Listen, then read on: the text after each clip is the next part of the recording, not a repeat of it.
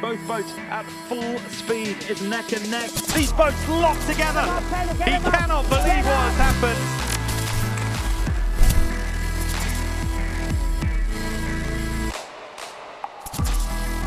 No room! Pulls the spray, barreling down the line. As they're coming on the inside, Bark out, burying the bound. I think there's contact between the rack and the pole.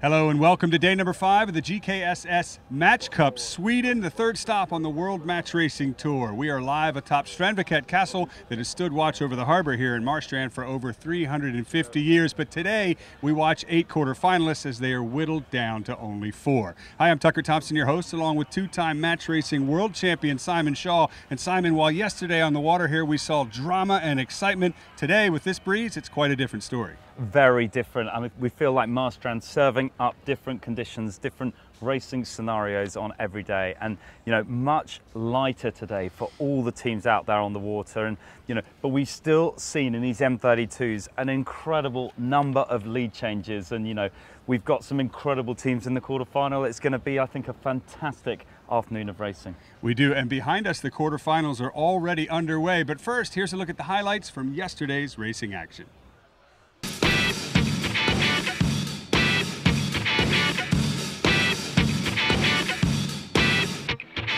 So the end of another sensational day of sailing here in Marstrand, and we have all of our 8 quarterfinalists. First up, Taylor Canfield up against Måns Holmberg from Sweden. The local favourite, the young team, went out there and gave everything against the US Virgin Islander. But in the end, Taylor Canfield just too strong, and he advanced through 3-0.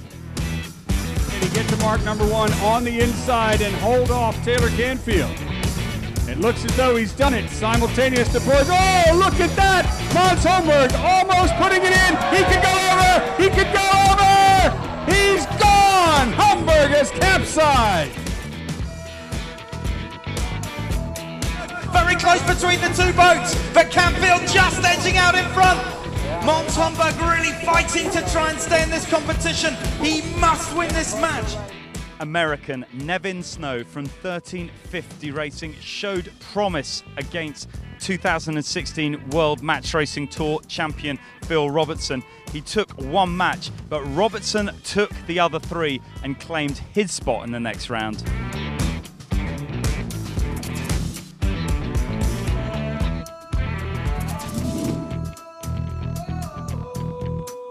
Across all 4 matches, really, Harry Price really socked it to Williams. Lead changes galore, passes out, mark roundings, rules and umpires all played their part. Both boats now on port, and the ascendancy firmly with Williams as Price looks for the tack back. Williams tacks hard underneath. Final 14 seconds and the boat's getting very close between the 2. Oh, Williams in the leeward position, looking to try and close down the gauge between the 2, and now leading the acceleration away. And he's going to leave Harry Price standing in the pre-start. He's also inflicted a penalty on Price in the pre-start. And so as the gun sounds, it is Ian Williams' start. In the end, it was the cunning and match racing experience, particularly on the final legs, that saw Williams close out that match 3-1. Nip and tuck at the bottom. Williams is going to own that inside gate. He's just going to try and build the wall. But it is Ian Williams that in the end has had the audacity, had that experience to just quite know how to close it out. So we have our quarterfinalists. Ian Williams coming up against Jan Gard. Chris Steele coming up in an all-New Zealand final against Phil Robertson. Gilmore against Canfield, and then PJ Postma coming up against Nicholas Dackhammar. Stay tuned here to Marstrand as the action continues. And so that brings us to today. And Simon, let's take a look at the matchups. We begin with Jan Gard, Ian Williams. I mean, it's an incredible match. For me, perhaps the team sailing the best on day 1 of racing here in Marstrand, and the way the format's gone, they've ended up head-to-head in this quarterfinal, and there's a lot of experience in that matchup. It has already started down on the water. Jan Gard took the first, but then Ian Williams took races 2 and 3 and is now sitting at 2-1 up. So I think we should hopefully see some more of that as today unfolds. But, you know, really a tough one to pick with two sensational teams. And next we move to David Gilmore and Taylor Canfield. Again, I think we got some great matches today. David Gilmore, you know, coming into this event, I really sense off the back of Perth, he sort of means business on this World Match Racing Tour. A lot of Olympic sailing, obviously a lot of sailing pedigree in that Gilmore family. And, you know, he seems to have the sails and the wind behind him. You know, Taylor Canfield from the US Virgin Islands, US1 sailing. They are such a solid team, super duper strong, but you know, you just sense there might be a small chink in the armour there. That being said, if there was, it hasn't played out on the water with Taylor Canfield taking the first of those two races. So David Gilmore on the ropes, he's trapped up, you know, against the wall. Let's see whether he comes out swinging in race 3. And now let's look at the battle for Kiwi pride. We've got Chris Steele against Phil Robertson. You know, again, sensational match and two really in-form world-class sailors. And, you know, as you say, it's a real local derby. You know, they're great friends off the water. You know, both of them have, you know, really solid teams, a lot of charisma, you know, in both of them. And, you know, I just feel like, you know, Phil Robertson this time last year in Marstrand won his World Championship here in 2016, won that $1 million first prize. And, you know, maybe that experience again will just bear through, but, you know, still a fierce component. So it's a straight 50-50. And finally, how about Peter Jan Postma, Nicholas Dackhammar? Well, you know, I mean, I know that is the match that the crowd are going to be so energised by. You know, PJ Postma making his debut on the World Match Racing Tour in 2017 down in Perth. This is second regatta. And my goodness, you know, the story of this event has really been his progression, absolutely first class. You know, now one of the stronger teams on the tour. But, you know, he's coming up against a Swede in Marstrand, and you just feel, you know, the rocks pulse out energy, and like the wind, the way it snakes around, just somehow seems to fall for the Swedish sailors here. And you know, you do Nicholas Dackhammar, the last left in this competition. So I don't know. I mean, that again, I know we're going to have the crowd kind of like really rising up and taking part in that match, and maybe the extent to which they get involved will affect the result. Right. So plenty of exciting matchups on schedule. In fact, Simon had a chance this morning to check in with some of them down on the dock. Down on the dock, quarterfinals time, I'm joined by Phil Robertson and Chris Steele. Welcome, guys. And you guys aren't on straight away, but you will be on this afternoon once we're live and ready for racing. And it's a New Zealand derby. Yeah, it is. It's going to be a ripper, I think. We sort of saw it line up yesterday and thought, oh, Chris Steele, that's going to be a good match. So, yeah, for sure. We're both Auckland boys, and he's the North Shore, I'm Auckland City. So it's the battle of the bridge this afternoon. Great stuff. And like Chris, I mean, you guys obviously, I'm sure, sailed each other a bunch of times. What's the sort of head-to-head record looking like? Well, I think in the last year we actually haven't come up against each other in the match racing, Phil, but we've been in the group stages a lot, so done a lot of fleet racing and obviously racing against each other in the GCs as well. So, yeah, I think it's an exciting matchup, and, you know, Phil's here obviously to try and defend his crown. He won last year, and we're here to try and knock him down and try and move on further in the competition. And, you know, I know thinking back to this time last year, Chris, you know, you really kind of, your team kind of popped into form. In fact, you know, both of your teams really kind of hit this event with a lot of momentum. Who do you think the momentum's with right now? Oh, I wouldn't. Doesn't sound like it's with Phil. No, I wouldn't say it's with anyone, to be honest. I think it's still early days. We've both only done about 3 hours of sailing so far. So, yeah, you're just ramping up into the regatta right now. It's business day today. It's coming near the end of the event, second to last day, and it's you either win or you go home. So it's going to be all on, and this is where you build your momentum for the final. Great stuff. Well, listen, good luck out there on the water. We're just going to pop along and Taylor Canfield. Taylor, you know, you're out on the water today. Tell us who you're facing. Yeah, we're up in quarterfinals against Dave Gilmore, and it should be a good little rematch from Australia. And he obviously, I think, beat you down in Perth. What do you make of him? What do you think of his strengths and weaknesses? Yeah, you know, a little bit unlucky, to be honest. We led every start, led every race, and you know, just coming from behind, he got a little bit different breeze than we did, and was able to capitalize on that. So, but yeah, maybe another one of those days today. So I think if we did similar what we did down there, and you know, just maybe a little more heads out of the boat, try to get into pressure, I think we should be just fine. Good stuff. Well, listen, good luck out there on the water. We've got Jan Guichard. He's just out here beyond Taylor Canfield. Then across there's Ian Williams and GAC Pindar, down to David Gilmore right down at the end of the dock. So this is the dock, the teams getting ready to go out there and go racing. We're starting off with 8 teams. By the end of the day, we'll be down to 4. And now we are live out on the water, and 2 teams that don't want to go home are both David Gilmore and Taylor Canfield. Now, in the first 2 matches, Canfield has gotten the better of Gilmore in the blue boat, but here, midway through leg 3 of 4, it is Gilmore ahead upwind. And David Gilmore doing a nice job in the pre-start, just leading the pair off the line in what is very, very light conditions out there. Perhaps the lightest wind we've seen here in Marstrand so far in this competition. But Canfield does have a split coming over to this right-hand shore, looking to try and open up his options back towards Gilmore. Coming out of this attack, worry for Canfield here is he probably will just be pointing down to Gilmore as he comes out of the tack. A little bit of wake, sort of unnecessarily sliding across the course in front of him as well. All these small factors will have their impact. And it's interesting because there is breeze, it's just a little bit inside the exclusion zone on shore. And it's a wonder if Canfield was able to get any of that before he had to tack back and check in with Gilmore. Next question is he on ley line? Because there is an adverse current running right to left. But one thing is for sure, Gilmore is definitely not as he sets up for attack from the left. We're on board with Canfield, tracking back across towards the line of Gilmore. We can see him stood up there, just trying to get as good a view of the surface of the water and the wind. Canfield actually tracking along nicely there. David Gilmore coming through his tack. His Jenica coming out, back on port. Looks like quite a lot of right hand in the wind as Gilmore just starts to pick up his boat speed.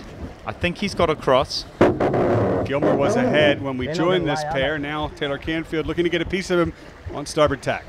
Well, I think just going to be having a little wave at him. And critically for Canfield, I don't think he's laying. So although the boats look close, David Gilmore should lay across to his mark, whereas Taylor Canfield has one more tack to go. So the boat's looking close, but at the moment this is a really nice lead for Gilmore, who now comes up and around this right-hand mark.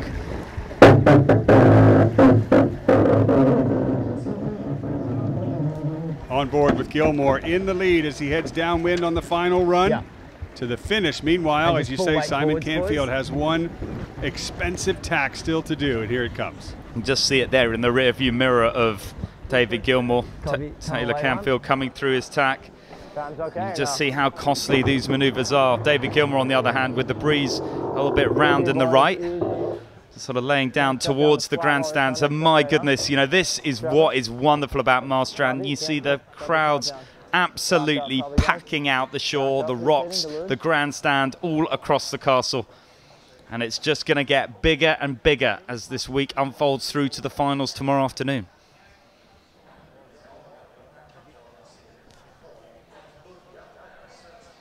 Interesting, we can look at the tide. There's different tide across the race course. It's tough to tell, but I believe that Gilmore is actually in a bit of adverse current there. Now here comes Taylor Canfield rounding in a puff.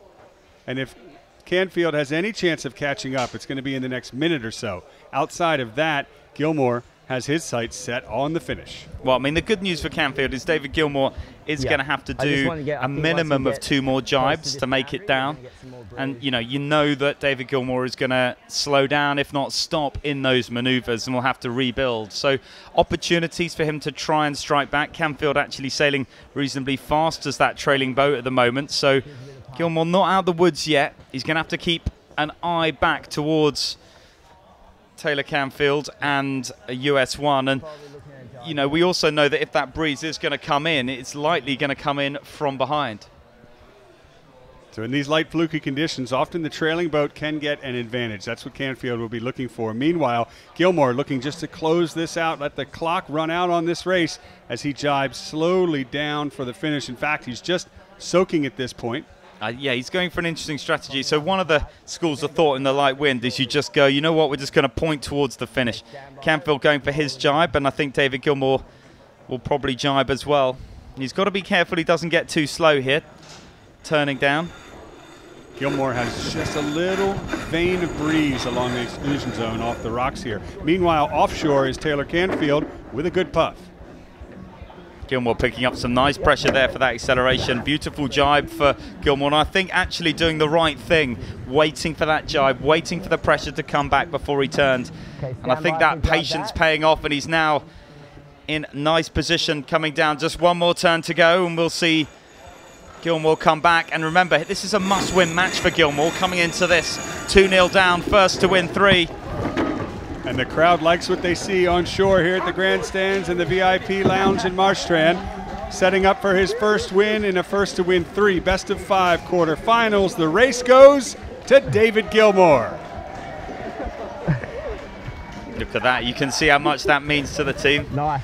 Taking the applause. Everyone loves a bit of a clap in sailing. It's not often you see crowds of this size, of this scale.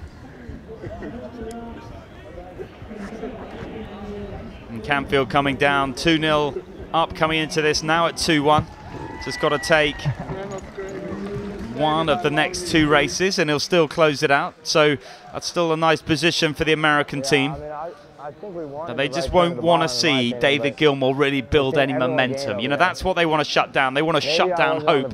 It's about shutting down the opportunity.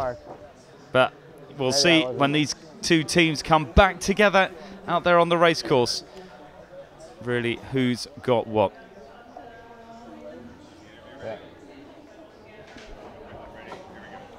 So as Canfield crosses the line, we've got David Gilmore teed up for a live on-the-water interview.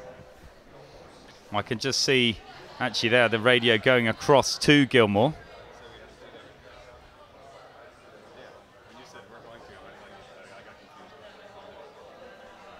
So we're just getting him a radio now, and we'll have him teed up so we can get an interview from the winner of race number 3. And again, first to win 3, best out of 5 matches in these quarterfinals here in Marstrand. Now he's got the radio, and let's try to go down again to David Gilmore. So, David, I mean, a tremendous race, but my goodness, it looks light. How shifty is it out there on the racecourse?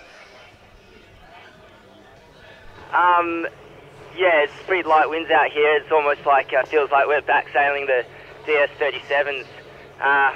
Downwind, we're not really doing much apparent wind sailing. It's all sort of easing the sails and sailing towards the marks. And we got a little bit unlucky in the first 2 races with the bottom gate choice, but we were able to pick the right one that race and overtake them on the upwind. Well, listen, you know, it looked like a tremendous result. And, you know, coming into that 2-0 down, how difficult is it to find that energy or keep the belief alive coming into what's a must-win match? I think that it's sort of no different to the other races. We were definitely in the other races and had our opportunities to win, but just couldn't finish it off. So if we just sort of kept going, and I think eventually we'll get there. And, you know, finally, David, just looking out onto the course now, it looks, you know, ferociously streaky and puffy. You know, what's going to be the strategy? What do you think the wind is doing out there on the race course coming into your next 2 races? Yeah, there's not a whole lot of wind out here. You sort of got to get your head out of the boat a bit more and have a look around. But because the manoeuvres are so costly in this wind, you're sort of not looking to where you're going first up the beat, but where you're going at the end, and so it's really difficult. Well, listen, thank you, David. Great last race, and good luck in the next couple. Thanks. Interesting to hear him admit just how difficult it is out there. It is streaky and patchy in what can be called connect-the-dots conditions tactically for these teams. So we look out from the cliffs of Marstrand here on the fjord and out over the water. The signals have gone off for the pre-start of our next match. It's going to be Ian Williams against Jan Gard, and the score is currently 2-1 to Ian Williams. And that's both boats there in blue and red. Well, Gard in the blue, 2 minutes 38 opening up on the clock. Williams in that windward position already, has his Jenniker up, looking to enter above the line of the committee boat. Jan Gard will come underneath, and we have seen the boat entering on that leeward side, having a significant advantage, able, if you like, to hold Ian Williams above. That's what Jan Guichard will be looking to do. Williams will be looking to try and offset that by trying to create some form of differential, either a little bit faster, a little bit slower, a mechanism to, if you like, get around Guichard and lead back to the start. So approaching the 2-minute entry period with Williams entering above the signal boat and Guichard below. There's the gun. Perfect time on distance for Ian Williams. Guichard, however, is a little bit late. And in fact, he's going to have to tack just to make it up to the line. What's going on here? Well, I'll let you know. Just as Williams sliding across the top of the committee boat there, you could actually see a AP, so okay, a postponement flag. That's been pulled, so this start is going to be delayed. And I can tell you why. That's because if you look out there, it looks like we're looking at the surface of a mirror with little islands floating around on top of it. Glass out on the water here in Marstrand, and we are in yet another delay, which seems to be the name of the game this morning. Can just see tour director Craig Mitchell there just coming alongside, having chewing the cud with principal race officer Matthias Dahlström. And just a penny for their thoughts, but they're certainly looking at this, going hands on hips. Look at that. They actually so Craig Mitchell, the America's Cup umpire, and normally they keep him chained up in the container. So he's been doing umpiring what's the biggest event in our sport, and they never even let the bloke outside. He's been shackled up just looking at a digital readout. Finally, he's out in a rib and having a bit of rush of power to the head, going for a little bit of an interview, having a word with the race officer, who's now just jumping on the radio to see what's going on. So, great to have such an experienced team. We're kind of teasing them, but, absolutely world-class, both race officers, race management, and the world's very best umpires trying to keep the game fair, keep the game safe, and run the very best World Championship match racing sailing that we can. And, of course, that's what you'd expect at this level of the game. The best sailors in the world. The event run by the best managers of the sport in match racing as the World Match Racing Tour continues. After decades of success, now into M32 catamarans, which in these light conditions are arguably still fast relative to the previous monohulls. The GKSS Match Cup Sweden now in its 23rd year. And the fans treated it quite a show. And listen, this island is packed, and it's packed with people actually coming to watch the racing. Marstrand has really evolved into, what is, in my view, the jewel of the crown of the World Match Racing Series.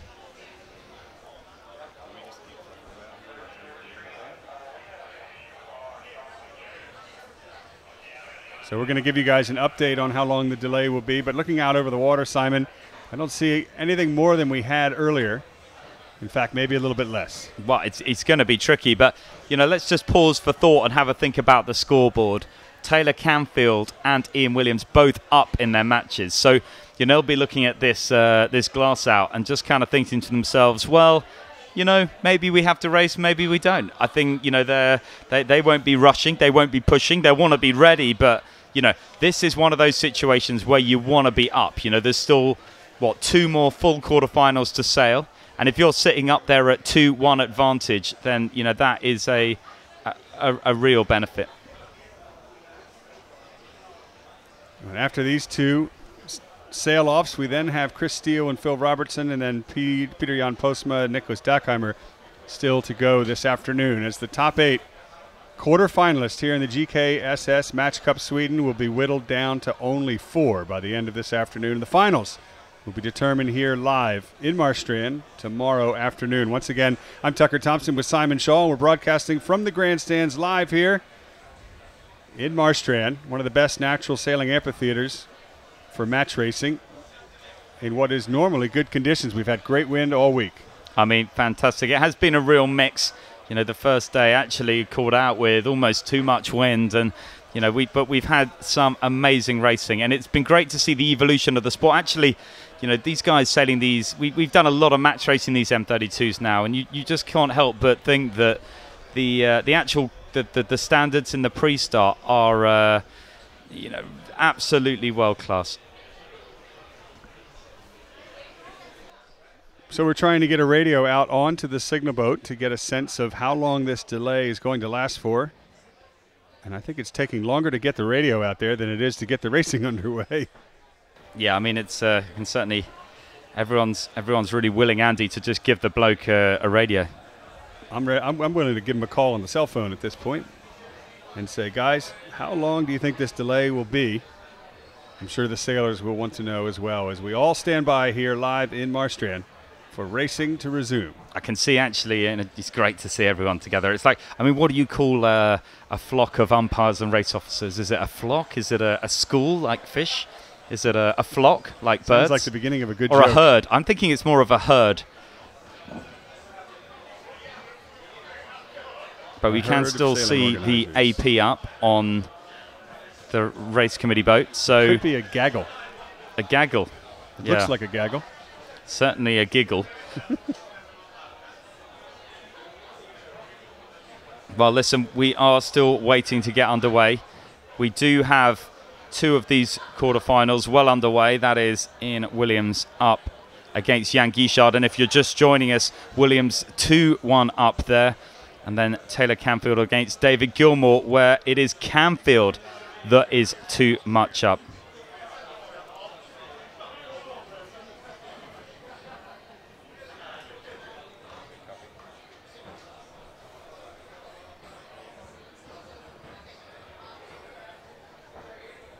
So we've got our PRO, the man running these races out here, Matthias Dahlstrom. He's going to give us an update on the racing.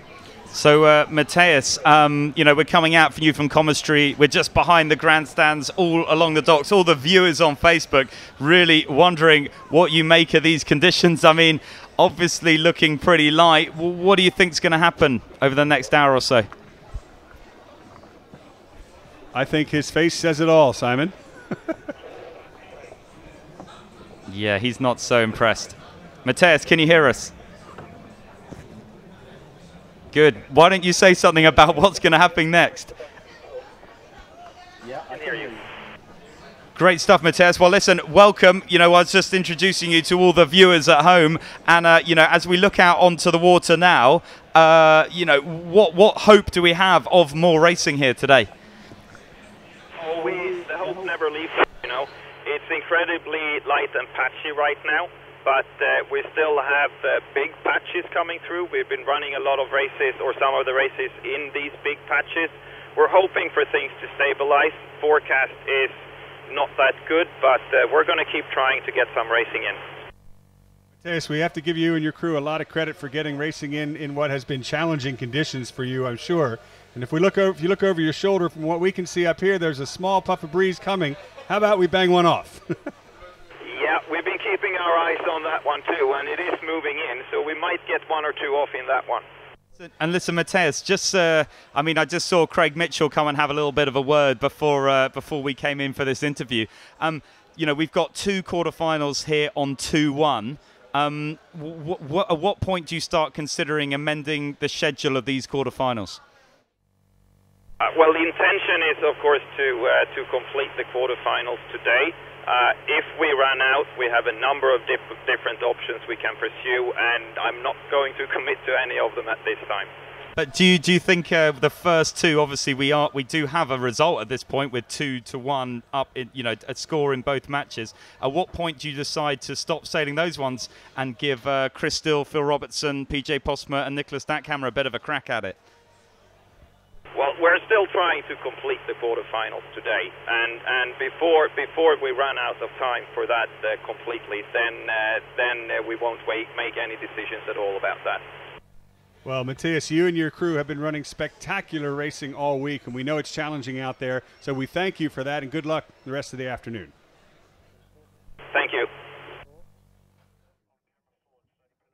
And I have to give you credit for at least trying to will him into a response of what might be if we don't get more wind this afternoon, but he wasn't going to bite, was he? He's not. He's way smart enough not to start banging out over the internet a little bit of you know, anything controversial. He knows all the sailors are watching, but you know, I think, you know, to put to hammer on the top of the nail, you know, he's got to be having a think about. He needs to get some results in all the quarterfinals, you know, and we do have them in the first 2, so.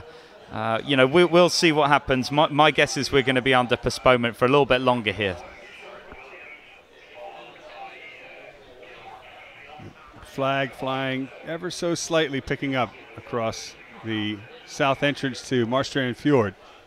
And we are optimistic, at least, that the breeze will give us enough to get more racing in this afternoon. And if you're just joining us once again, we are live here at the GKSS Match Cup Sweden quarterfinals. The top 8 will be whittled down to 4 this afternoon once racing is complete. And currently Ian Williams leads Jan Gishard 2-1 in a best of 5, first to win 3 match.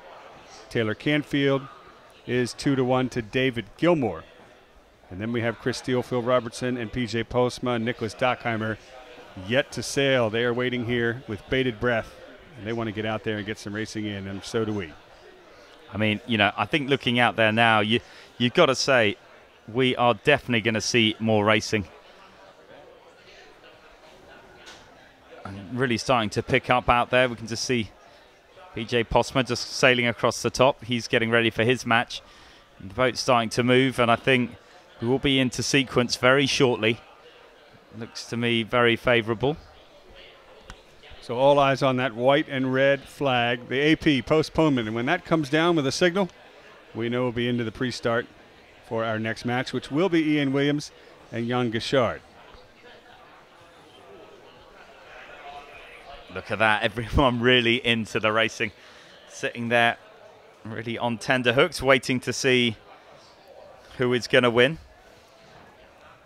And now remember, coming in to this pre-start will be Jan Gishard and Ian Williams, and Williams only needs one more to close out his quarterfinal. I tell you, it's a dream ticket if you're able to win your match and then come in on a day like today, because you just get to look out for the rest of the afternoon and go, ooh, you know, it looks a bit sketchy to me. Certainly Williams, I'm sure, is going to give it absolutely everything to try and close this one out. So all eyes out on the race course, and all eyes are on the signal boat, including the competitors. They know the AP is down. We're about to get underway with the 4-minute signal. There it is. Well, let's just hope they keep that AP flag down. It does look to me like this wind has pulsed back in.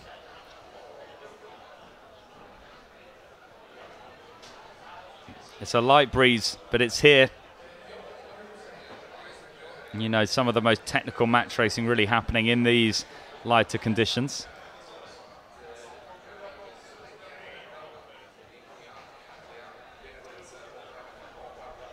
Both teams really are vying to get this done.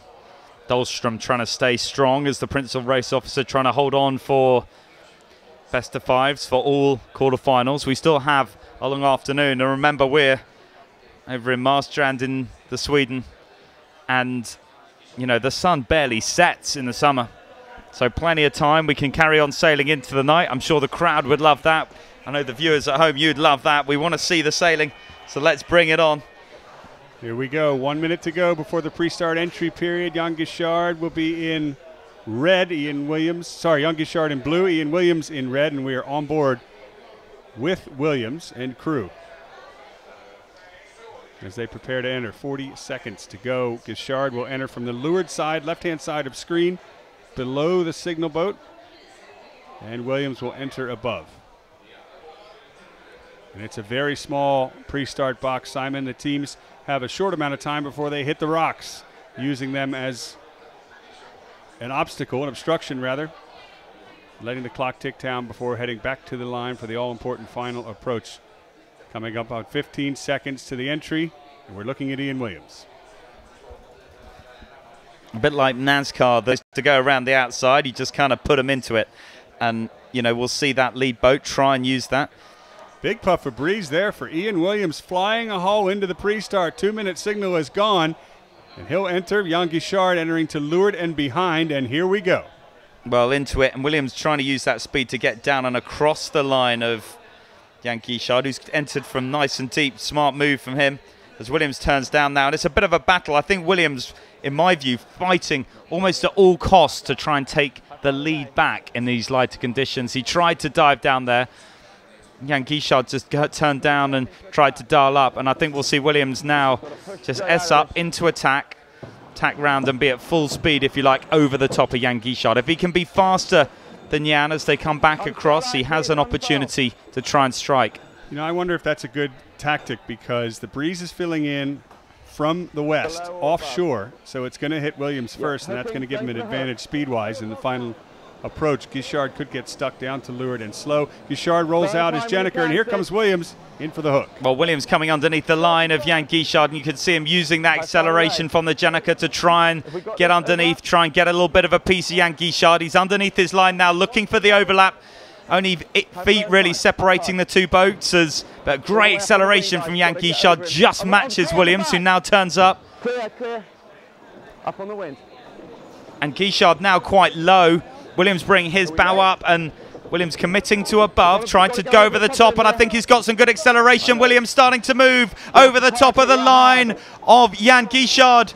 And in the final 23 seconds, Williams generates a roll, but he's going to be really early now as he comes over the top and goes for a bit of a luff, and I think we're going to see him roll back. Perhaps the experience that Guichard's showing there is a little bit of wake wash really potentially comes into play. Jan Guichard rolling over the top of Ian Williams. He's starting to move now, but in the final few seconds, both boats turning down and across the line. There's the gun, and someone could be over early. Both bows very close there. And we're waiting to find out whether it is a clear recall. Blue flag.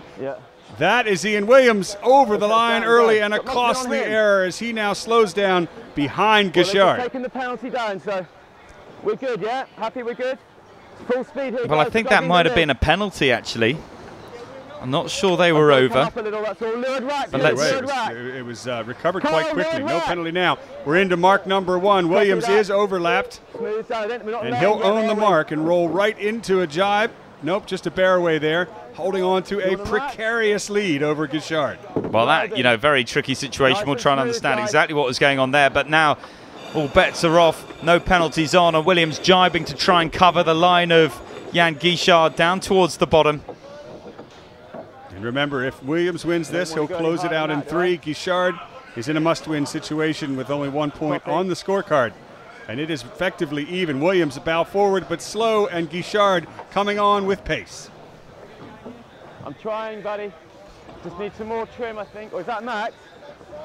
You can see Williams just looking for every inch of speed. But at the moment, Jan Guichard, I feel it's just the sheet trim on Guichard was just a little bit tighter coming out of that jibe. Gave him a little better acceleration, and he's just had that tiny bit more speed the whole way across here.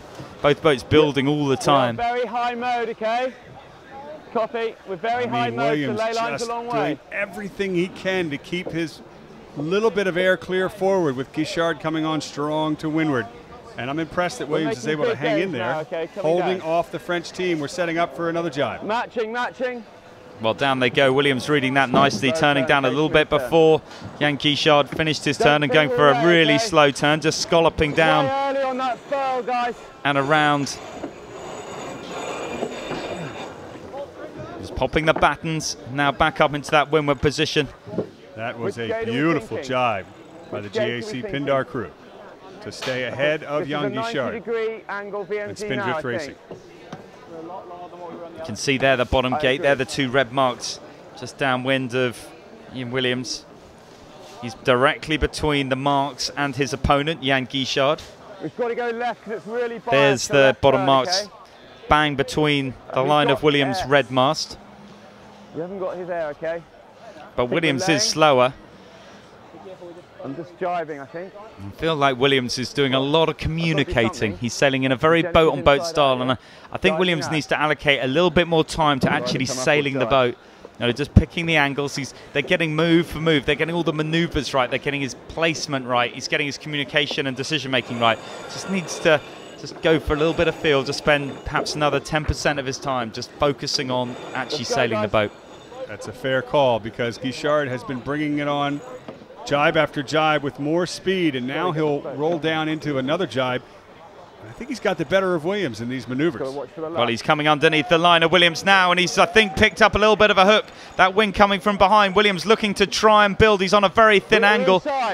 but the dirty air should be spilling down from Williams onto Jan Guichard now, and you can start to feel Williams getting back richer again. You can see them pointing down towards the bottom gate. It's almost like a sort of drifting match, bit of a battle of poo sticks as Williams and Guichard drift down between the two bottom gates.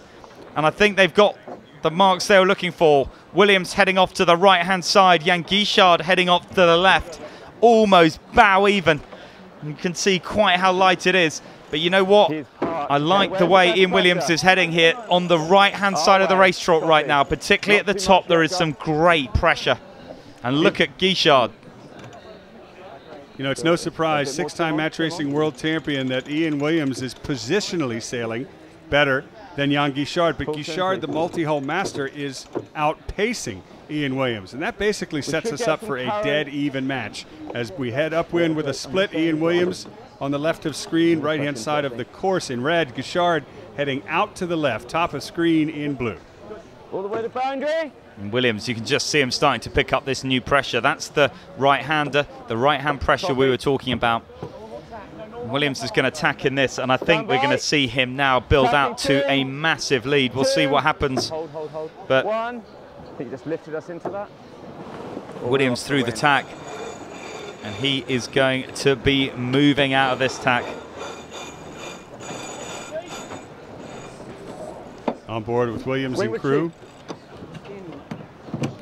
I'm not. Blanche said to put, okay? Copy. See quite how much sheet tension, and there the speed differential that we're talking about. Williams charging back across, thinking about his rounding, thinking about where he's trying to place himself out there on the race course. He has at least one more tack to go until he lays.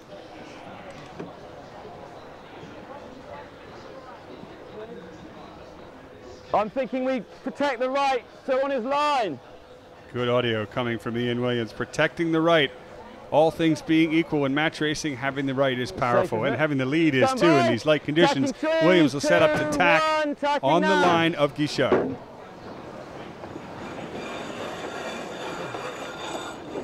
He tacked. Jan Guichard coming in and actually looking for a tack, breaking back to the left-hand side, taking his chances, I think realising that Williams got the placement of that absolutely bang on, so no real option but to tack.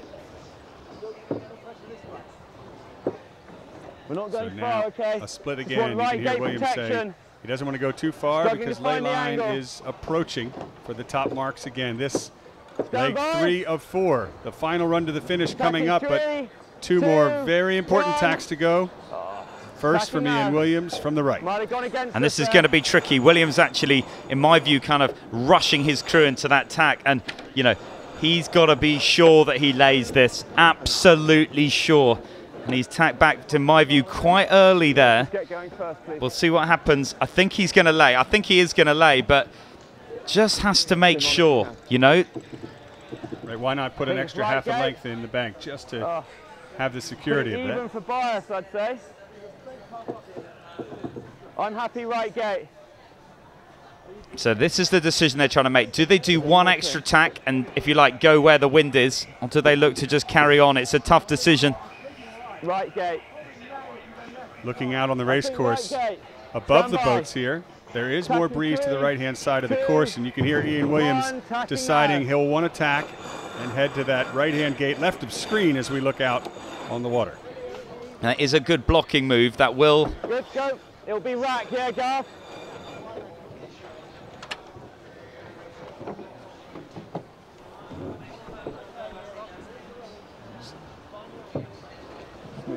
Now the trailing boat, Guichard, often can choose to split, but with not much breeze offshore, he will follow Ian Williams around. The good news is he's got a lot of pace, and this will be a nail-biter.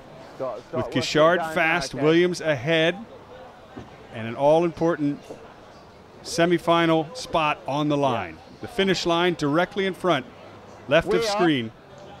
Well, I think that was a nice decision to tack by Williams there. Guichard has got close, but my goodness, you wouldn't want to see Guichard looking for the roll. It's long this way. Guichard bringing his bow up to try and attack the line of Williams. It takes a while to come, you know. But say again. You know what? I think Williams looking strong there. Pointing down towards the finish, and only so much space for Guichard to work with here because that exclusion zone will come quick on that hotter angle. And when he does, he'll just have to jibe out, and that will like suddenly make Williams' position feel a lot safer. We're good. This is it, Gar. And Guichard is sailing a different angle. He is definitely trying something different here. No, okay. But there's that liner, boys. That's where Guichard has to jibe. We're going no way near. It's a finish, yeah? Guichard yet again carrying lots of pace, lots of momentum. And he's going to force a question of Williams to have either jibed in front, which they did not, or sail right to boundary and potentially a light spot, but try to close the gauge on the finish line. Here comes Williams with the jibe. Again, I think probably the right move. Guichard looking to jibe back, trying to attack the inside of Williams. Jibe back, okay? Stand by. Again, the boat-on-boat strategy really kicking in from Williams as he matches Guichard jibe for jibe. It's traditional match racing on the way back in. But Ian Williams, 2-1 up, now coming down towards the finish. And this is the race that Ian Williams was looking for all day as he shuts out Jan Guichard. And Team GAC Pindar will go on into the semifinals 3-1 over Jan Guichard.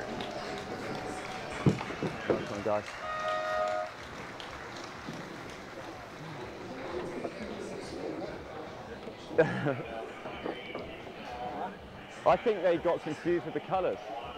I think Matthias called us over. Wow, an amazing match there. And Jan Guichard really trying to throw everything at that match. He had opportunities, but in the end, Williams' positional sailing and match racing just a little too strong. He got the break at the bottom, but that split didn't really work out for him. Turned out to be the biggest gain that Williams made in the race course. And we have our first semi-finalist, Ian Williams, through. So now we're going to relive the start of this match where it all went down for Ian Williams. Right up at the start, Ian Williams with that lead back. Just going for a big turn up. Well, that's Guichard turning up. Williams looking for that roll, and he gets it. So pulling the trigger, if you like, rolling around the front, trying to snatch back that lead. But such a small amount of distance for him to work with here. Brings that bow hard up. Really tries to put the brakes on. The boat's getting very close, but somehow Williams able to slow Guichard down enough. You know, it was the positional sailing of Ian Williams that has gotten the better of Jan Guichard. I think arguably Guichard was faster at many points during that race, but not necessarily better. And there, for Williams to hang in that leeward position from that start, you know, absolutely amazing crew. You know, that Jenica has to be on the perfect angle. The wing, the mainsail has to be set perfectly. So there we go, Williams sailing on into the semi-final. And now we rejoin Taylor Canfield and David Gilmore. Canfield again is 2 wins. David Gilmore only has 1, and I believe that's Canfield in green, Gilmore in blue. We're about 1:30 to go to the start. And now remember, this is again another must-win match for Gilmore. That's quite straightforward, really. He's got to win all 3 in a row. Canfield only needs 1. He's made 1 of them, just 2 more. There's the 1-minute signal. The breeze is dropping. The breeze is very light, Tucker, you're right. And David Gilmore just turning up a little bit. Final 50 seconds. And I think, you know, both of these teams really almost need to just focus on building speed now. 45 seconds. On board with David Gilmore as he turns up. We will be seeing the other quarterfinalists out on the race course soon, but at the moment Gilmore fighting to stay in. 30 seconds to go. Bow up now, pointing at the pin. Great position for Gilmore. Canfield just looking to hang back. Canfield looking to try and threaten the roll, but in the final few seconds it's almost a drag race into the start from here. Canfield in the green in the woman position. David Gilmore with the final 12 seconds bringing his bow down on the inside. Both boats looking for as much speed as they can. I really like the start of Gilmore here, absolutely bang on, but Canfield also moving well in that woman position in green, and we are underway on the first leg of 4 here in a must-win quarterfinal for Gilmore. Canfield just needing 1 more to move on. Neck and neck.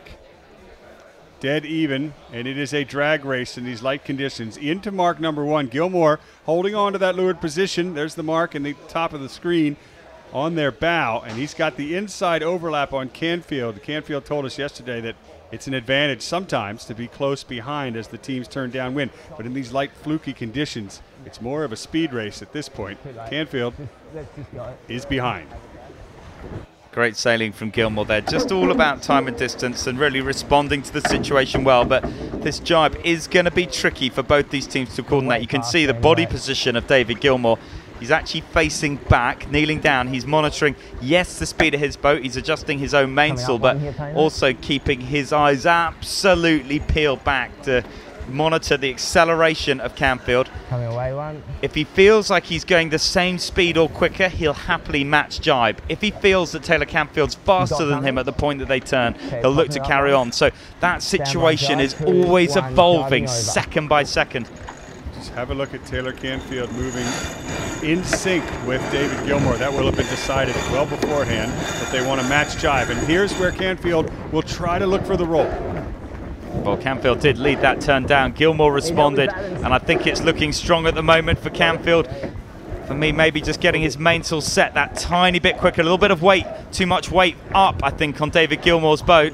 Needs to rebalance that, get that weight forward.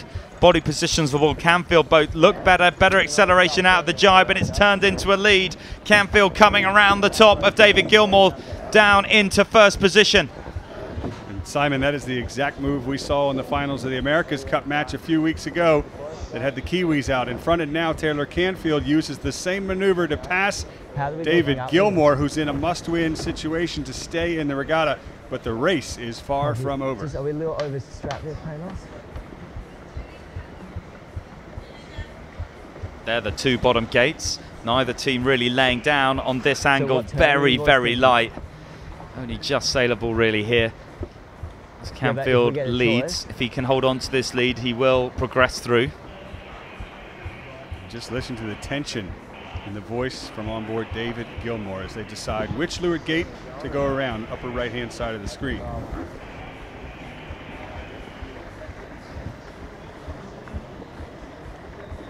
Stand by jibe, guys. 2. One thing's for sure, I expect we'll see Gilmore take the opposite gate. And turning down, Gilmore looking to try and get inside Canfield, who's turning down to try and... So there's our split. Canfield's going to go straight. David Gilmore jibing to take the left-hand mark as we look upwind, right-hand as we look there from that camera angle. And both teams are really trying to soak down. Canfield's only just making it down, and I think slightly better speed on board David Gilmore in the blue boat. Canfield absolutely parked there, and it's going to be a tricky rounding for him, whereas David Gilmore kind of with a bit of better pressure on that left side, now turning around the mark and heading off to the left. Big question is which side of the lower part of this upwind leg is going to have more breeze. That's going to really decide the next cross. So we've got Taylor Canfield in green heading out to the right, and we're on board with Gilmore on starboard there heading out to the left. And even though he rounded with better speed than Canfield, he's in a much lighter spot here on the track. So there's Taylor Canfield, upper left of screen rather, green boat. He spent a lot of his speed to get over to the right-hand side, and just now it's paying off as he gets his bow into some new breeze. Stand by furl, okay? 2. You might even want to continue on into more breeze, but the exclusion zone will have something to say about that. Boats can't cross it, so Canfield tacks. 1. So Canfield coming out of the right. He has picked up some pressure. Be interested to see where David Gilmore is. It didn't look too bad where he was either, so I think this is going to be a critical cross in the race. We will see as they come back together. Remember, Gilmore has to win this to stay in the competition. If Taylor Canfield wins, he will just advance through. The match will be over. Gilmore having just come out of his tack, a bit slow, but that's mainly because he was just tacking at the point that he kind of came into frame there. What's interesting is that the breeze has now started to shift over towards Gilmore. And I think Gilmore's made a gain here. I liked his approach into the mark. I think he made most of this distance up actually in that early stage of the rounding. And this is really just banking it. I think Canfield's not on a bad angle there, but almost bow to bow. I think we've got a bit of a dart here. Canfield bringing his bow down, and David Gilmore looking to try and get behind, and Canfield comes down again, and he's holding, and he's trying and catch out David Gilmore. Lots of shouting on board, and just behind, David Gilmore taking the right. I think umpires will be fine with that. Canfield really trying to put the pressure on Gilmore there as the boats met in the centre of the racetrack. And now it's Gilmore's turn to get into some of that right-hand pressure that we have seen on the race course inshore. And at the next cross, of course, he'll have starboard tack advantage. Meanwhile, Canfield heads out into lighter air and adverse current. That's the other mark, isn't it? Okay.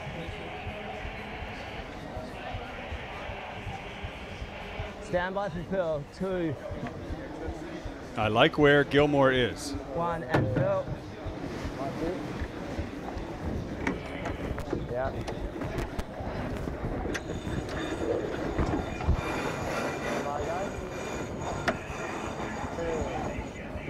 So Gilmore's tacked on to starboard, and Taylor Canfield from the left side exclusion zone will tack on to port.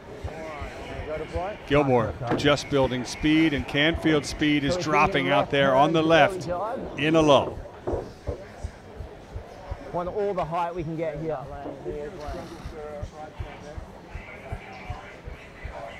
There's Canfield just now starting to accelerate. Remember, he did cross ahead at the last meet, but now I wonder if he's going to do the same, Simon, from the left-hand side on port. We'll see. I like the positioning of Canfield. Sorry, David Gilmore as he's coming back from the right-hand side. Looks nicely bow up. And I think critically he might just be laying the top gates, whereas Canfield for me has got one more tack. So David Gilmore doing one more tack, and you can see how much a tack costs you. Copy. Yeah, nice You heard Gilmore talking about an early jibe as he sets up to bear away on that left-hand top mark, and Canfield is going to spend valuable distance here to tack and follow.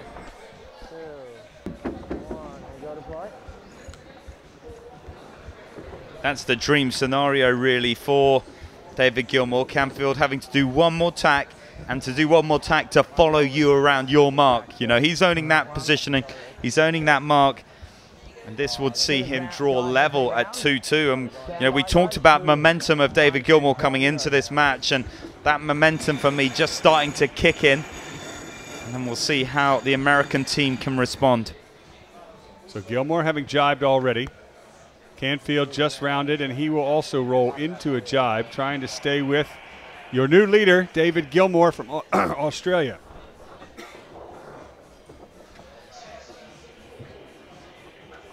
So down this pair come.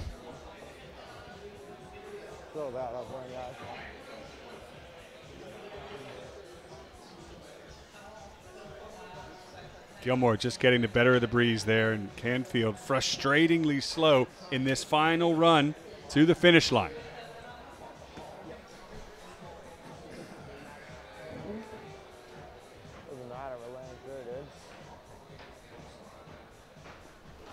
What more could Taylor Canfield have done there? It really came down to the bottom track, the leeward marks, and Gilmore choosing to go left, which looked slow initially, but in the long run paid off to get him into the lead. And now he's translated that lead into about 8 boat lengths over Taylor Canfield, who's running out of options, while Gilmore heads for home.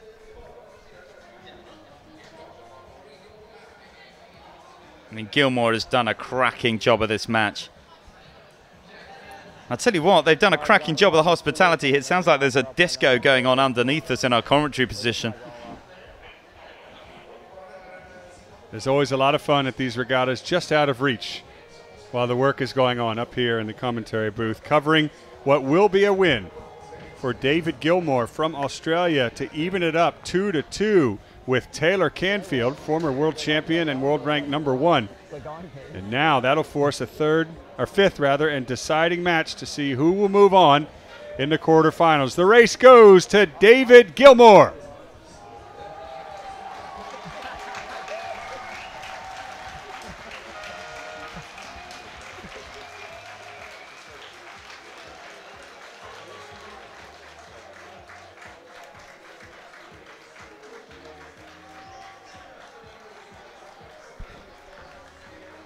Well, that'll put the pressure on Taylor Canfield as he approaches the line, knowing he's got one more race. If he wants to stay in this regatta, he'll have to beat David Gilmore in that one. So Taylor Canfield, the early momentum shifted to him with 2 wins, and Gilmore has answered with 2 more.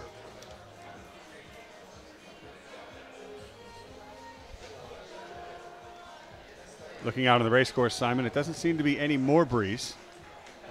Not necessarily any less. It is just barely sailable, and I wonder what Matthias Dahlstrom will do. Well, it's certainly been pulsing in a little bit. You know, it feels like we finish the races in the down pressure, we start them in the up. It is sort of moving around. There's plenty of grey cloud out there across the racetrack, and it does sort of feel like the whole weather system is kind of moving. You know, if we pan around the harbour across there, Bjorn Hansen Hill, and then out to the boats here in Marstrand, it's I think we're going to be good for the racing. I think we're going to have little gaps. You know, it's going to be pretty hard on the voices of us, just kind of filling in the, you know, and sort of really conveying that drama between the matches. But I think we're going to fit it all in. We may well see perhaps that final race go to 2.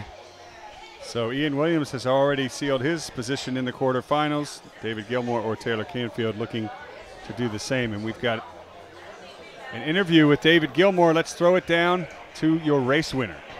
So David Gilmore, you know, coming under pressure, you know, coming through that last match and then the next one, you're just on a bit of a roll, but very light conditions.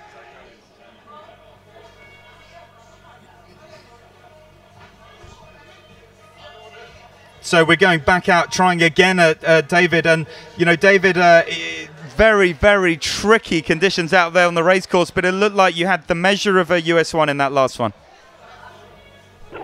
Yeah, these conditions are really, really difficult. You sort of are just going around the bottom marks, hoping that on the upwind you're heading the right way, and the guys are doing a good job on the downwind of looking where to go and letting me know. And yeah, we happen to have done it the last 2 races, and yeah, we feel like we've got a bit of momentum going our way now. And when you're sailing along, and we can't help but see like the exclusion zones and the rocks and all the different things that make Marstrand so special, always getting in the way. How much would you pay to move one of these exclusion zones when you just want to go another couple of lengths? Yeah, it would be really good to be able to go a little bit further than what these exclusions are. But I mean, you do your work before the race, looking at where the course is narrow and where you're going to have to do more manoeuvres. So it would be good to have it wider. But I mean, we had a look, and it sort of seems to be okay. Well, listen, you know, winning the last 2 matches, good luck going into this next one. And, you know, we're going to see which one of you guys is going to make it through into the semi-finals. Good luck in your last match. Thank you. You know, I just can't help thinking David Gilmore, super duper focused there. He was barely talking to us. You could see him looking around all over the race course, just getting ready for this next match. Fair enough. He is focused on trying to beat Taylor Canfield, former world champion and world ranked #1. And now we move out to the signal boat, who's getting ready to start our first match between PJ Postma and Nicholas Dackhammar. We'll get a graphic up soon to let you know who's in what boat, but I believe that's PJ Postma in gray, and therefore Nicholas Dackhammar will be in orange. And that was the entry. 2-minute signal has gone, and there's Dackhammar. We're into it.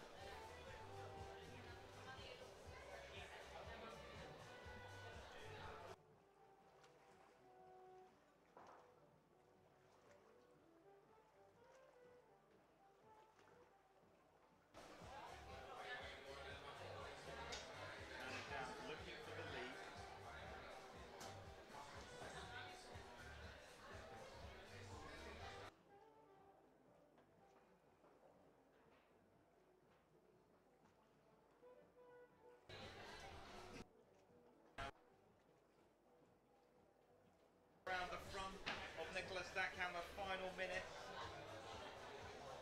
And he's really early here. Postma looking for a bit of a roll, but my goodness, a whole minute still to go, and they're probably only 10 seconds sailing from the start line. And I think Postma could be in all kinds of trouble. Big turn for Postma there, hooking to leeward of Dackhammar and holding him now away from the line.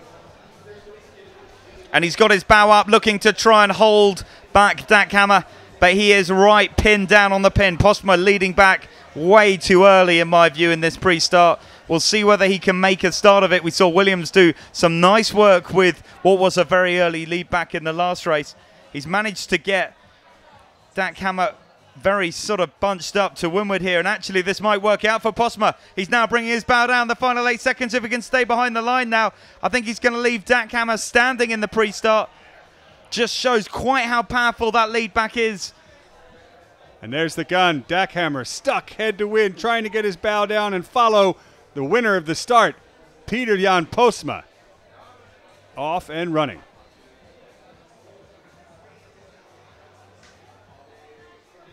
And to add insult to injury, our leader has now sailed into a nice puff of breeze on his bow and accelerates away, while Dackhammar just crosses the line now, about 5 boat lengths behind.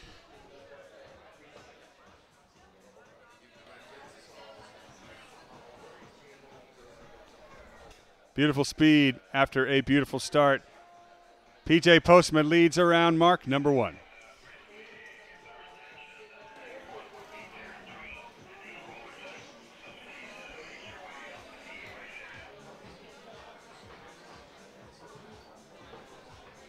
Now the next question, who will jibe first? Well, my guess that's going to be Postma. He's right out in front. He's going to be able to choose exactly when he turns. Great sailing from the Dutchman in that pre-start. Very early for the start, but somehow he got Dackhammar absolutely lined up perfectly with that luff. You know, if Dackhammar had just had perhaps even a couple of meters more to build away in, I think he would have rolled Postma out of that, but absolutely inch perfect. Now he has the reward. Postma leading this pair down towards the bottom gate, and you know, I think he's going to be able to lay down. Well, if he does, that'll be an even bigger advantage, while Dackhammar here in orange looks to leeward and looks for opportunities to catch up.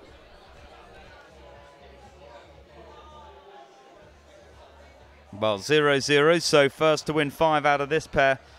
I won't be thinking that perhaps this round will be cut down. You'd certainly want to be trying to get to 2 points. May not make it all the way to 3. But there is good breeze at the moment on the right-hand side of the racecourse. And even more breeze out in the mouth of the South Channel here, the entrance to Marstrand Fjord. So the wind could pick up for this match. And as it fills in from behind, that can often advantage the trailing boat. But once we turn things around and head back upwind, as PJ Postma is doing here, the advantage will shift to the lead boat, and now it is Postma's race to lose. I mean, great job from Postma, leading across to the right-hand side of the racecourse.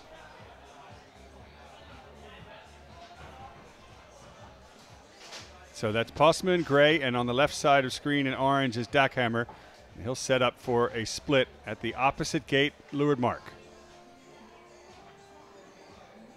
Remember, this is where David Gilmore made a big gain in the last match. It looked really low to that lower left-hand side and better to the right. Then all of a sudden things shifted around. So we'll see if, in fact, that will happen here as we have a split. Far right-hand side is Peter-Jan Postma, having trained for so long with his 2 M32s from the Netherlands. Meanwhile, Nicholas Dackhammar holding up the hopes of Sweden here in Marstrand and gambling it all on the left-hand side.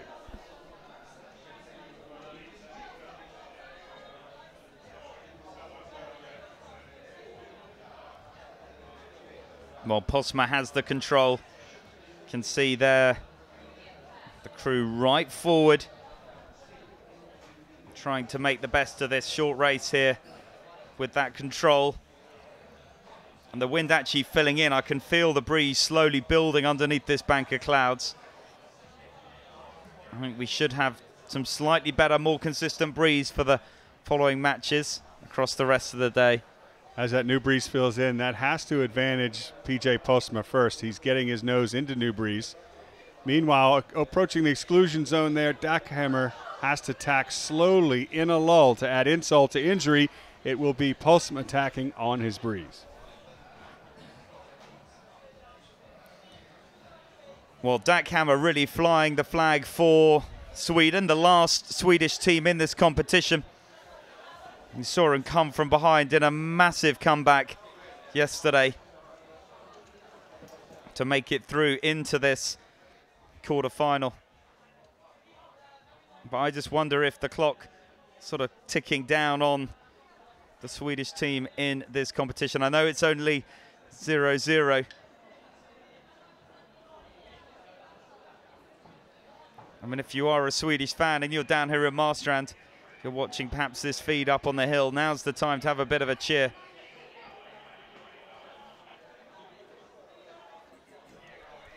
The GKSS Match Cup Sweden in its 23rd year, one of the biggest events of the year here in Sweden, certainly in Marstrand.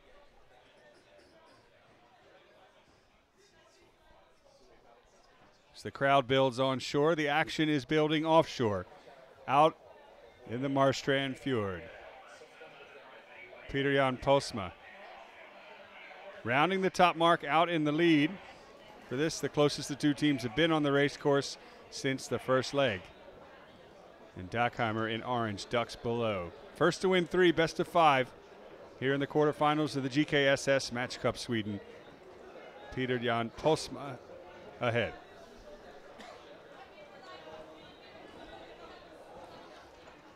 You know, I'm cheering on PJ Postma here. I know that's controversial here at a Swedish match race regatta, but he has come back and is sailing super well here. Nice to see teams, you know, buying boats, developing and progressing. He's on to this downwind now. The final leg down to the finish. Cool, calm and under control. Dackhammar actually is a little bit quicker over on the far left, of course. But Postma nicely under control. Dackhammar now jibing down, and I'm sure we'll see Postma jibe to try and cover. Postma down towards the bottom.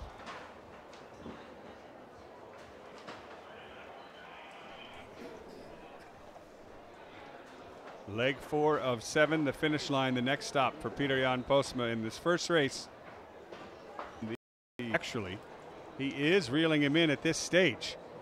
Lots of breeze and good angle, good speed. Can PJ Postma hold off Dackhammar to the finish? I mean, critically for Postma, he is on the ley line for the finish.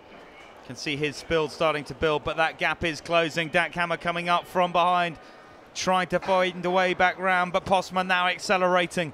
The Flying Dutchman just picking up a bit of breeze himself down in that leeward position, pointing at the finish line.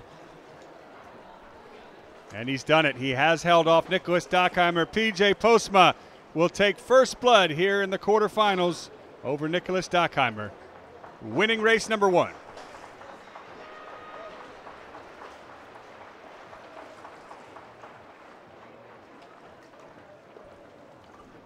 was a good effort by Dackhammar, but a little bit too much too late.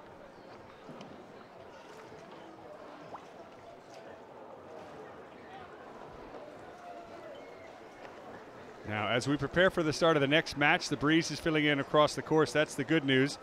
More good news is who we are going to see. The battle for New Zealand between Chris Steele and Phil Robertson. I had a chance to catch up with both of them this morning before the racing.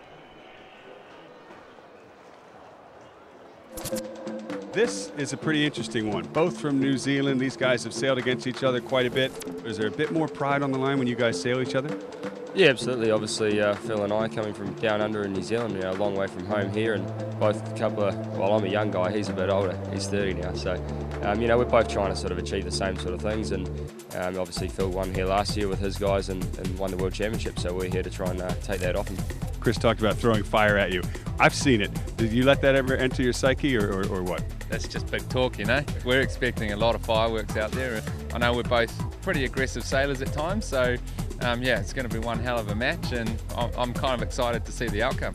before the interview, you guys were talking about something rather fascinating. I've got to ask this of Chris. Let's see your best pukana. Pukana. Good luck, boys. Watch out for that.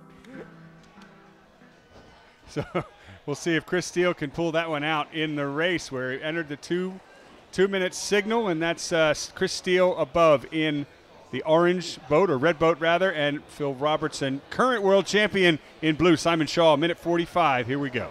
Well, Robertson in the leeward position, looking to try and control his player, and the breeze has filled in nicely across the racecourse now. As Robertson looks to take the lead, you can see that line of rocks, and then down to those boys, the red boys. That's the exclusion zone.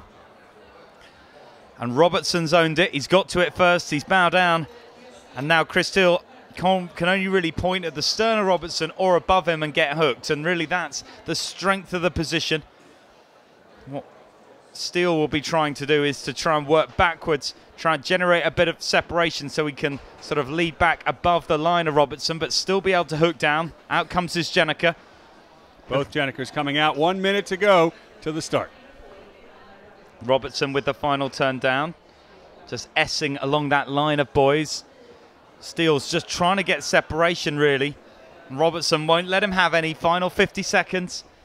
Robertson still with the lead. A nice job of this lead back for Robertson. He's really owned this, but with the pressure up, he will be under a lot more pressure to hold the pair back. Turning down now across the line of Steele, who dives for the inside a little bit. And then Steele right back up. Traditional S-tailing match racing here in Marstrand. And Steele coming for the inside. He's looking to try and get the hook. Almost committing down.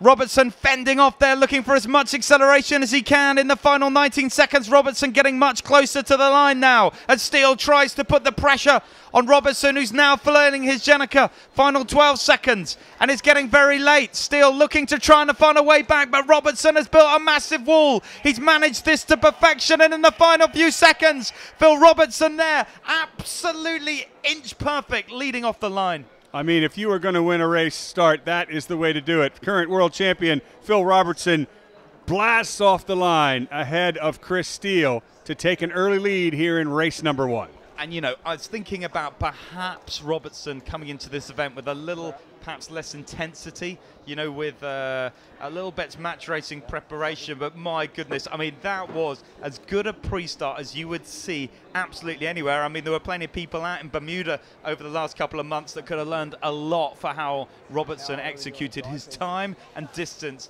and line precision in that last start. Absolutely. And one thing I've learned watching his sailing is he tends to use the rudder a lot more to control his boat than the other teams do.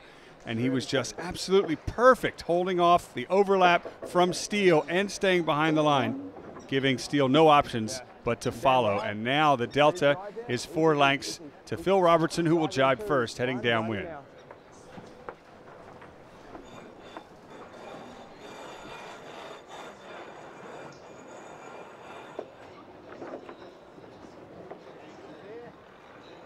So a higher angle for Steele, looking to build pace and try and increase his speed to reel in Robertson, who's comfortable to keep his bow down, VMG, towards the leeward marks. Trying to get the boat easy.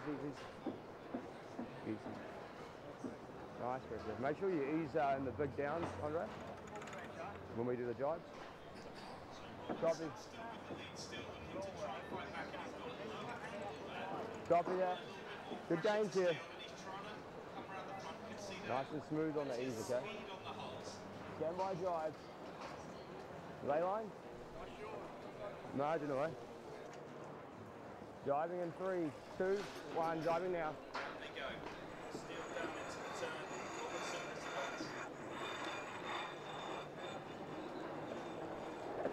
So Robertson will respond to Steele's jibe. Both boats on starboard now. Positionally, Robertson looking strong, and the breeze is settling in across the race course, which will make it easier for Robertson to defend. We got lane here. When we board up, please. My Brian, when we board up.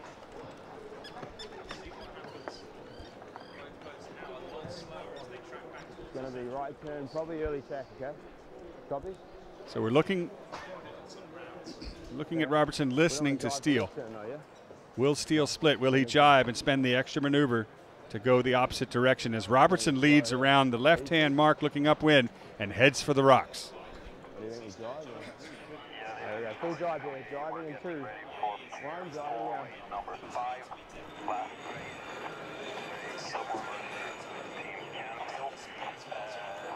Gilmore, you ready to race? Over. Yeah, Gilmore ready to race. Over.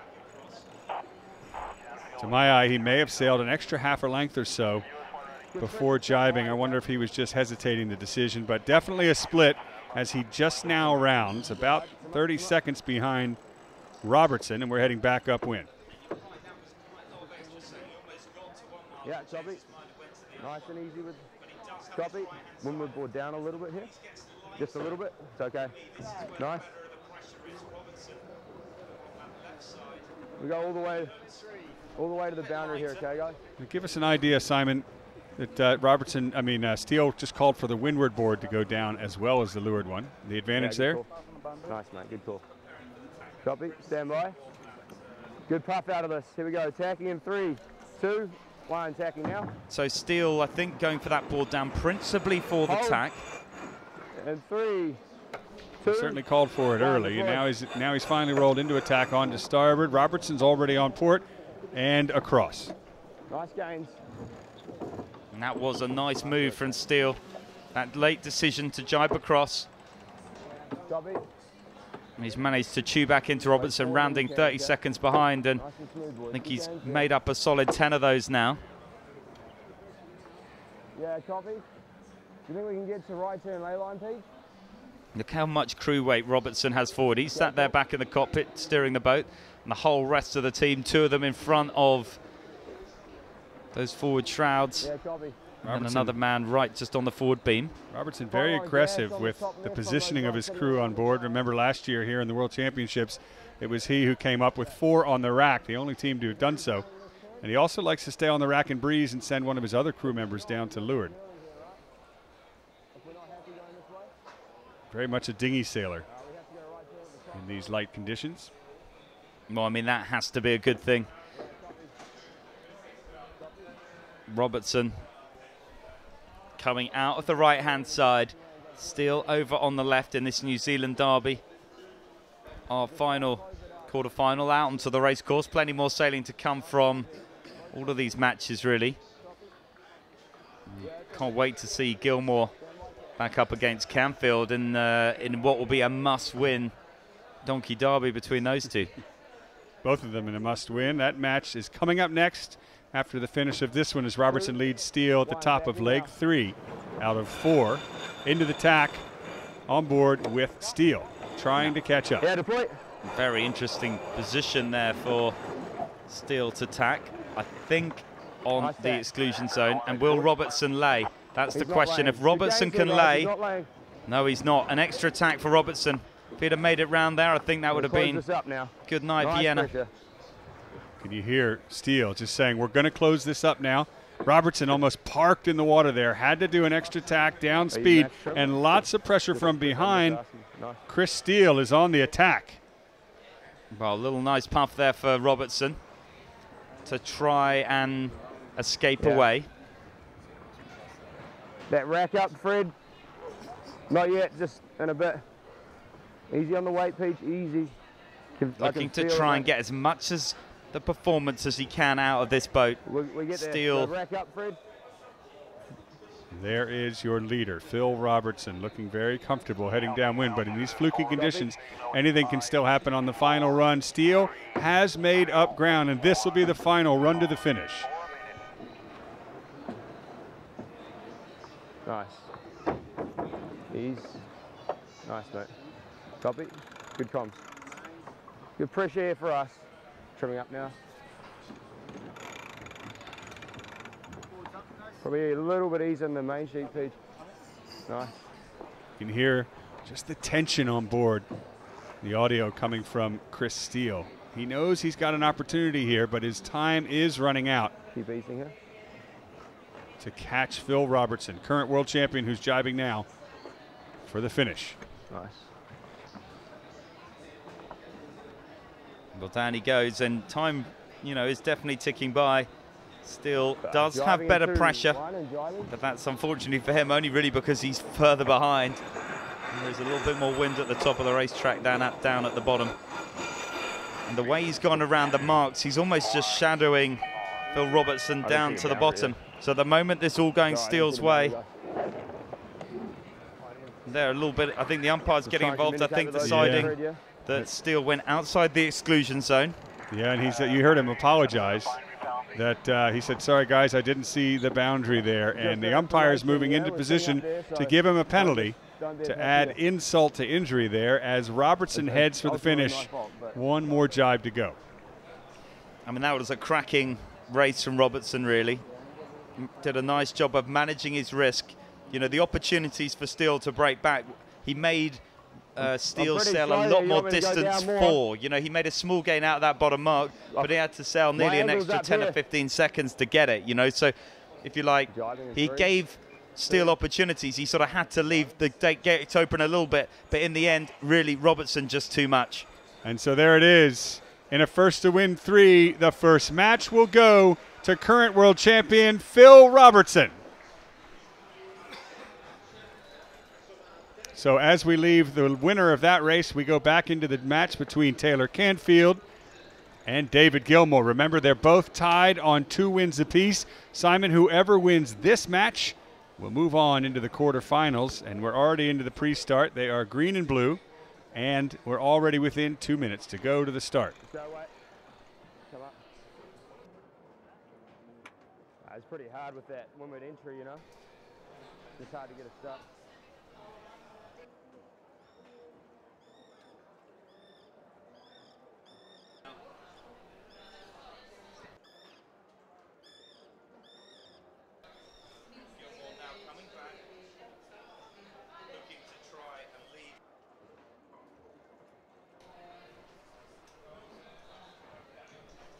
Coming up on the 1 minute mark, Gilmore leading, Canfield pushing, and the pressure is all on both teams.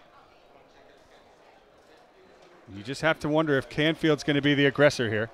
Well, he's definitely trying to drive this pair back. Gilmore snatching the lead back, really, trying to dominate this pair back across. But he's running out of distance. Yep. And Canfield going just over the top of that mark. Yep. And Gilmore turning up now, and he's going to be very low on the ley line here, and Canfield turning up inside him. If Gilmore can shut this race down now, he will be owning that inside. Final 20 seconds. The rack already up on board Taylor Canfield. Winner of this match will progress through. David Gilmore with some nice positioning on the leeward side. Looks to put a bit of a luff in on Taylor Canfield, and now turns down. I wonder if that's going to be critical. That might have handed a small speed advantage to Canfield. But in the final few seconds, it is David Gilmore leading off the pin. Nice start, really good guy. And look at that. I feel like the momentum shifted here towards Gilmore. It's a small difference, but you just hear that confidence in his voice. We might have to go windward board in. Might have to go windward board in. You've got to wonder if we may have a luff coming up. Here, boys. Leeward board up. So it's going to be an overlap situation coming into mark number 1 with David Gilmore to the inside of Taylor Canfield. Well, I think they're putting that extra board down because they're really looking for height. Trying to, if you like, squeeze down the line of Canfield. David Gilmore there stood up 49er style. That's his native boat. And he's, if you like, round that mark, but I don't think we're going to see him turn down here. These guys are going to carry on all the way across. Now Canfield, when he's trailing, likes to be a little bit farther behind so he can match or beat his opponent to the jibe. Right now he's effectively being pinned out by Gilmore. Speed is his only option, but he's going to run out of time before boundary, and both boats setting up for a jibe. Well, if David Gilmore can match him, down he goes. Gilmore with the turn. Canfield really forced just to follow. Nice of Gilmore to lead that. Good for him positionally. It will mean he'll get his sails set, and you can see Canfield already building in, if you like, the weight wash of the mainsail of David Gilmore as they turn back towards the finish. The wind's also gone a lot lighter out there on the race course. I'm impressed that Canfield's able to hang in that close after getting jibe basically in front of, and having his breeze being blanketed now and affected at least Whenever we got off speed, the back we're taking him down. of Gilmore's main. But Canfield is still every bit in this match.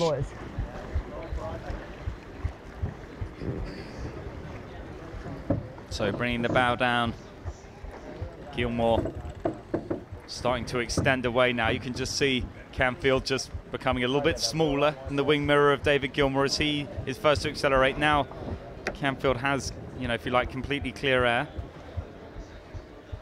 There's the next Leeward Gates upper right-hand side of the screen. They're already discussing Just keep these relatives coming. I don't whether they're going to be right or left-hand turn, and it looks like Gilmore likes a right turn. That'll make him sail up the left-hand side of the upwind leg, rounding the marks, leaving Canfield to go to the right.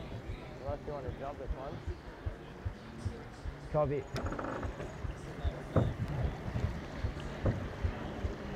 So Gilmore coming down towards Yeah.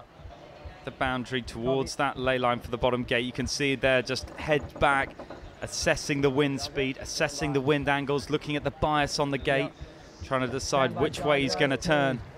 The winner of this will progress through as David Gilmore turns down. Make sure he just bounces his battens through. Now tracking back across, Canfield looks to jibe on top. But Canfield jibing on top there. David Gilmore will lay, Canfield won't. So at least one more jibe for Canfield. Gilmore minimizing numbers of moves out in front. Stand by here, guys, all right? Canfield standing by for a jibe to split to the other side. So a downspeed maneuver and a bit farther distance to sail, while Gilmore leads around the Leeward Gates. Oh, might have gone early on that boy, sorry. I think we're happy this way, aren't we? Yeah. We're on a slight knock. Gilmore now having to just do Canfield with a bit of a soak, just to round that left-hand mark as we look down from the drone. Gilmore continuing off to that right-hand side and looks to have got a little bit slow. Canfield a little bit quicker on this near side, and we have seen, I'd say on average, better pressure on this lower right-hand side than over on the left. Gilmore was happy going that way, so we'll see what happens when the boats meet, but you could certainly call this an opportunity to strike back, a big split between the boats. A big split, and to my eye on this boat here, the green one, bow down on Canfield, means that in addition to getting a bit more breeze, he's also getting a header, and that's going to help when they tack here at the exclusion zone to meet Gilmore, who's almost parked up in the water on the left-hand side of the course in a light spot. Well, remember, they do slow down when they tack. So if you ever look at a boat just as it's tacked, it's always going to be a bit slower. But there's undoubtedly better pressure where Canfield's gone. He was a long way behind, and he has caught up. He may even have a piece. Gilmore starting to move now on that left side. Oh, and a slow tack from Taylor Canfield, just getting in that Jenniker now, but he's getting his bow into breeze. And we could have a port starboard situation. Has Canfield got enough of a piece of Gilmore here from the left? Well, I think we might have a dial. Canfield coming back with the right-hand side, and already the bow coming down a little bit on Canfield. David Gilmore bringing his bow down, and the bow coming down on Taylor Canfield. It's a massive dial. Both boats almost pointing right at each other. Trying to sell it. Canfield brings his bow right down. Gilmore's across. And he did a nice job Definitely of trying a protest to make that tricky. I think it's going to be a big fat green. Green flag, no penalty, and Taylor Canfield now shifts over to the left-hand side where actually it looks like there may be some fresh breeze. So the young American team is on the attack in this must-win situation for both David Gilmore and Taylor Canfield. I mean, you can certainly sense the momentum shifting up a gear on Canfield. He got a sniff of the race around that bottom. And you sensed his body language, his tempo just changed. David Gilmore with a tack up on this inside. Again, nice pressure on this right-hand side. Yep. Slightly more raggedy tack. And actually, I think the wind might have shifted round to the left. I feel Canfield in sort of in phase with the shifts a little bit here. The boats do take a long time to tack. But he's up and going fast here. Great tack from David Gilmore. Fluid rack. And look at that, bow up Canfield looking strong out of that left-hand side. Gilmore looking to try and box him up. It's going to be very close between these two boats yet again on the race course. Remember, this is must win. The whole race could come down to this, just the run to go after this upwind. And Gilmore coming back from the right-hand side in the blue. Taylor Canfield coming back from the left-hand side in the green. And I don't think Canfield's got across. I think that David Gilmore will be on starboard. They are coming up on the gate. We'll see Canfield maybe looking for the cross. I'm not sure he's on ley line either. David Gilmore on starboard, Taylor Canfield on port. They're coming together in the middle of the racetrack. Gilmore coming back on the right-hand side is going to snatch the onside. 2, 1, and go to point. Now, will David Gilmore look for the roll, or will we see him tack? Trying to slide across the top. David Gilmore looking to hold on to the inside. Will Canfield lay? He's luffing hard. He's trying to get in, and already he's match speed with Gilmore, I think. And it's a big luff from Canfield. The mark now coming into play as well, as these boats locked horns, absolutely locked together right at the top of the race course. And Canfield isn't going anywhere. He's not going to bear away around the mark. Do we ever think of attack, Taylor? And I wonder, you can hear David Gilmore talking about the tack. He's going for it. Both boats are going to bear away. Massive tack. Now, will he be able to pull this off? Gilmore's going to have to turn inside the line of Canfield. Canfield will have the quicker move. It's going to be a jibe. 2. But David Gilmore now looking to build. And we have a split at the top. And another penalty flag from Taylor Canfield, likely to be green as Gilmore splits to the left of his opponent. We're heading downwind. This is the final run to the finish. Gilmore has just rounded the opposite mark. Canfield just now getting up to speed. I heard a whistle. I believe that's a green flag on what was a small call. And now the fight is on to the finish. And I'm surprised we didn't see David Gilmore tack straight away, actually. As the boats came together, I felt he could have rounded that right-hand mark. But my goodness, look at the gain he's made. It's been absolutely massive. David Gilmore just picking that to absolute perfection at the top of the race course. Tacking out, picking up some good pressure.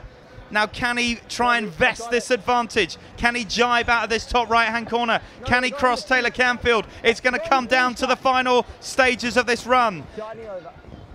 Here comes Gilmore into the jibe. He's also going to be on starboard. Canfield has been looking to build pace this entire run. Canfield is now up against the ropes. The momentum. Hang on. We've had a penalty. I believe. What's going on here? It's a blue flag, so that's a penalty on Gilmore. I think he went through the exclusion zone. Disaster striking the young Australian team, but they are now bow to bow on the race course. The flags are up. It's only going to be a 2-length penalty. Okay, let's go. And now we're here coming down the final run, and Canfield coming on the inside. The penalties are off, and it's a split, and it's a mad dash to the finish. Canfield looks quicker to me as he comes through his jibe. Will David Gilmore respond? He's in nice pressure over on the left-hand side of the race course, and it will come down to the final moments. Canfield looking to build speed. David Gilmore looking to come in on ley line. Here we go. It is going to be bow to bow. Can Gilmore cross? Will he be able to get behind? Taylor Canfield already bow up here, and they're going to be head to head here. Canfield coming in on starboard. David Gilmore trying to stay out of the way, but Canfield, there the wily match racer, puts David Gilmore hard up, and now it's going to be a dash to the finish. It's all to do here. Both boats now in a drag race to see who will win. It's a green flag. Blue flag penalty. Gilmore gets another penalty. He's going to have to slow down right before the finish. Canfield has jibed, and the American team will take a solid position to leeward of Gilmore, who has to shed a penalty. Masterful sailing from Taylor Canfield and US 1 as they put their bow down. The penalty still on for Gilmore, and Taylor Canfield from US 1 has won the match and the right to move on into the semifinals. I mean, that was fantastic sailing all the way to the final second. And you know what? That was a fantastic contest. You know, Taylor Canfield there really just bringing that bow up in those final few seconds. But my goodness, he needed every inch of his audacity, every inch of his match racing skill to hold off that young Australian there. First class from all of the teams. Simon, that has to be one of the very best nail-biting matches we've seen all week. I mean, amazing. That final penalty, I didn't see that coming. I thought that David Gilmore had done enough to avoid Taylor Canfield there. We will see the replay. All right, well, let's tee up the replay right now. Let's go back into that match and relive the moments.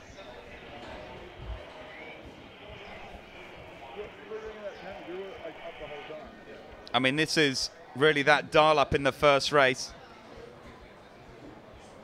So Canfield there just bring the bow right down, and you just felt like Canfield really pushed all those dials really hard in this race, and that was one of the early precursors for it. We obviously saw some massive dials on the final downwind.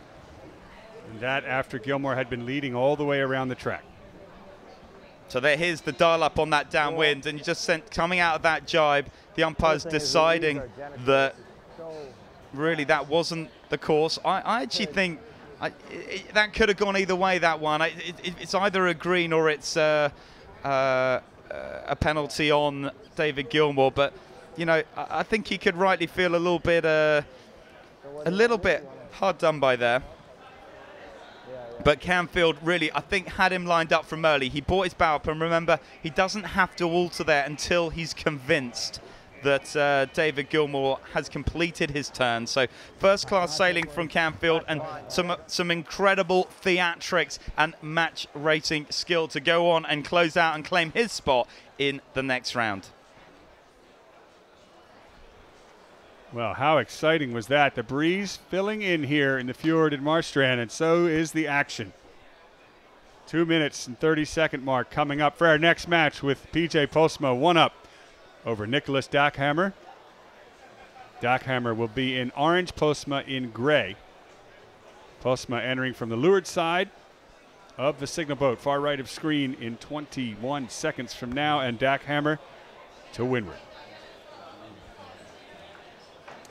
So Dackhammar looking to try and strike back, try and carry some of that Swedish spirit, channel it here in Marstrand.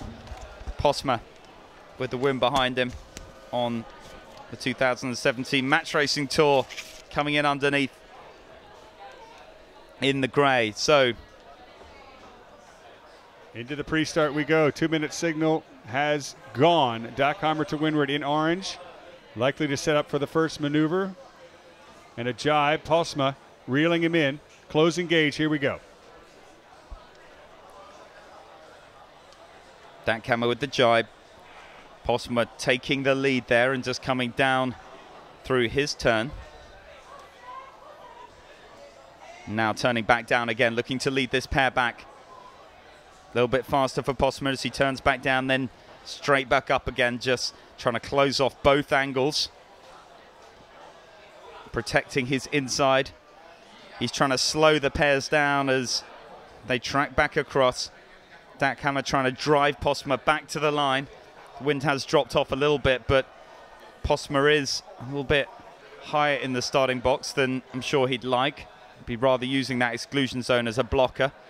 But he does have good boat position as Dackhammar turns up and Postma looks to respond. Dackhammar committing to above. Now can he try and fly right back over the top? He's going to need to. Postma looking to build his speed, but Dackhammar a little bit quicker in the orange boat, looking to try and roll Postma. But Dackhammar, I think Dackhammar has not managed to roll around the front, so he's now trying to slow aggressively as Postma comes underneath, and will look to re-engage with a luff. Both boats very close to the starting line now with a whole 20 seconds to go.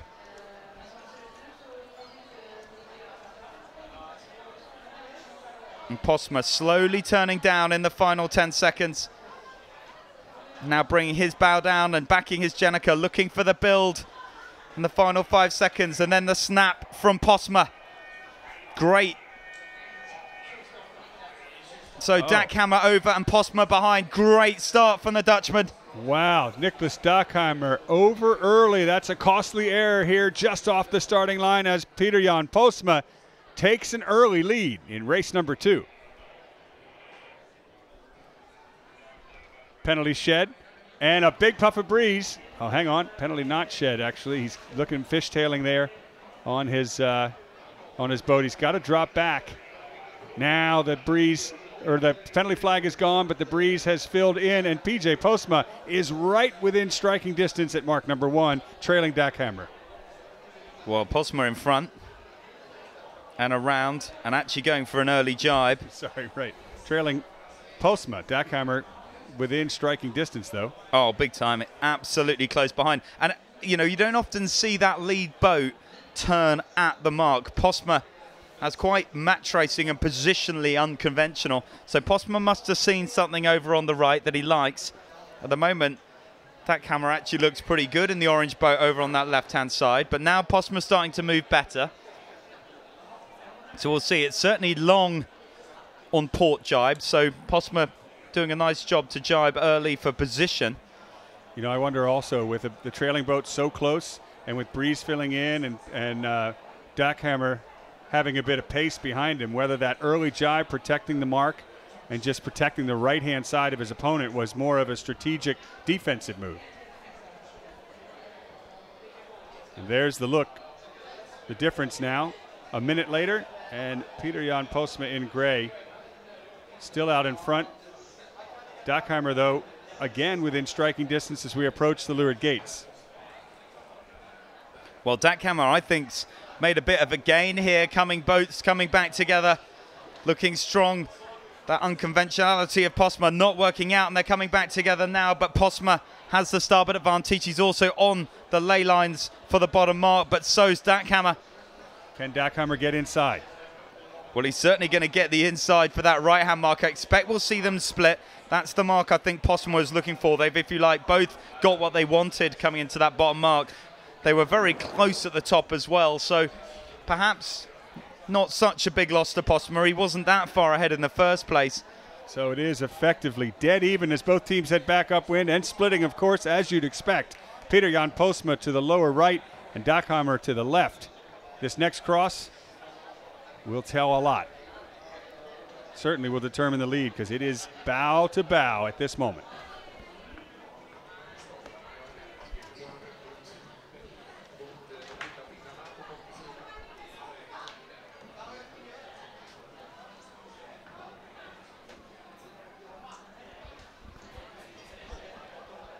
So going back upwind, Postma braking to this right-hand side.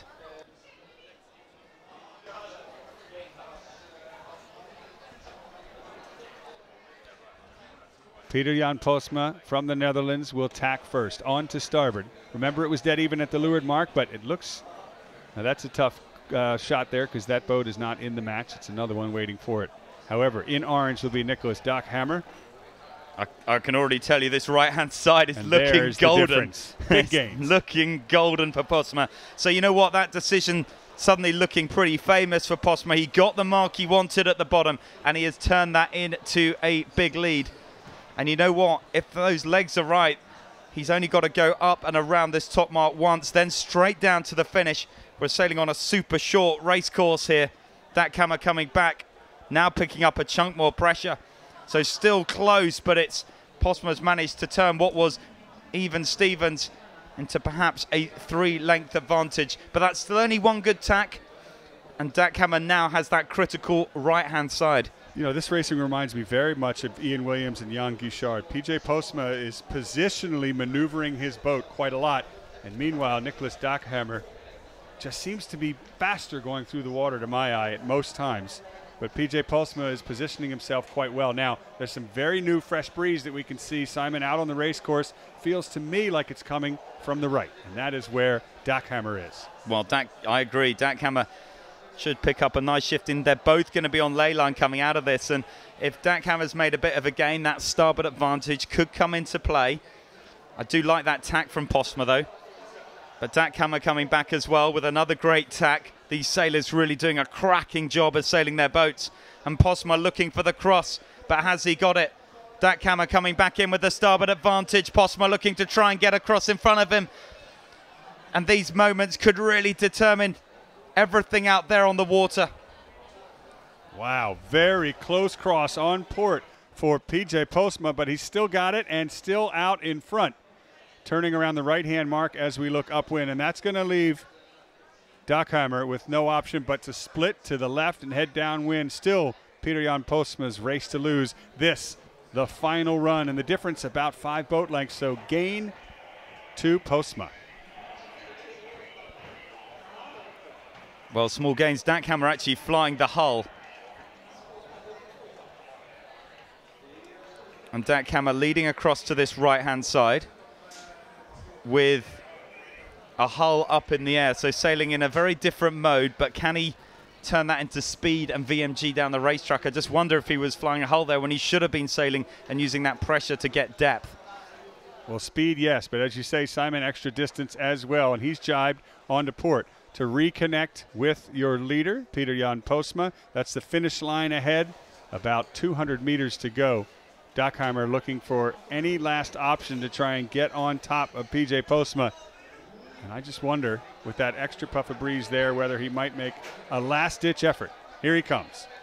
Well, he's coming down, and Dackhammar again looking fast, but Postma still out in front, has the better of the position, but he's got another jibe to go to the finish. Dackhammar, I think, is going to lay the finish.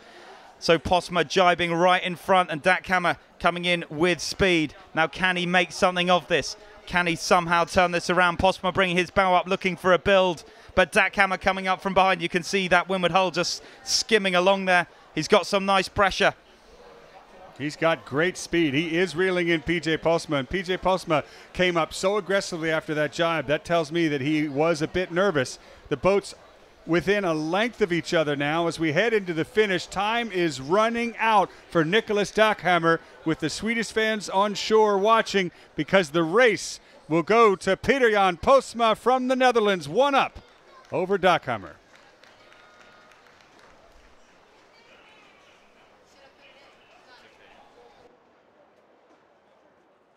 So celebration aboard, and it's well earned. Peter-Jan Postma now actually 2 up over Nicholas Dackhammar, who is in a must-win situation for race number 3. Postma will be looking to seal it and move on into the semifinals.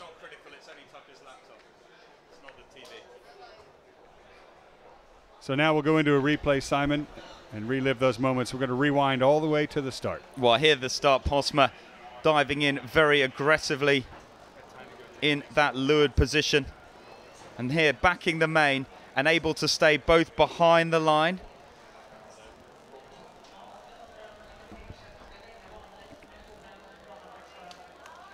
But now leading away, and then down to the bottom of the racetrack, where Postma got what he wanted. He got the inside, and turning down into the jibe, it looked all pretty even Stevens with an even split.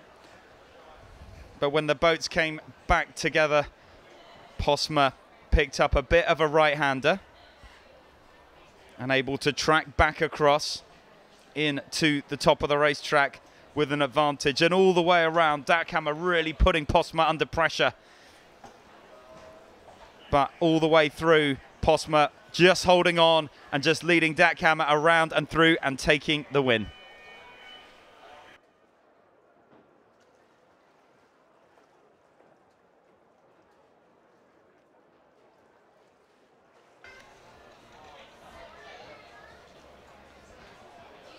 So that was the replay. Looking out there to Postma. I'm going to try and come for him for a little bit of an interview. So Postma winning 2-0 over the last Swedish hope in this competition, Nicholas Dackhammar.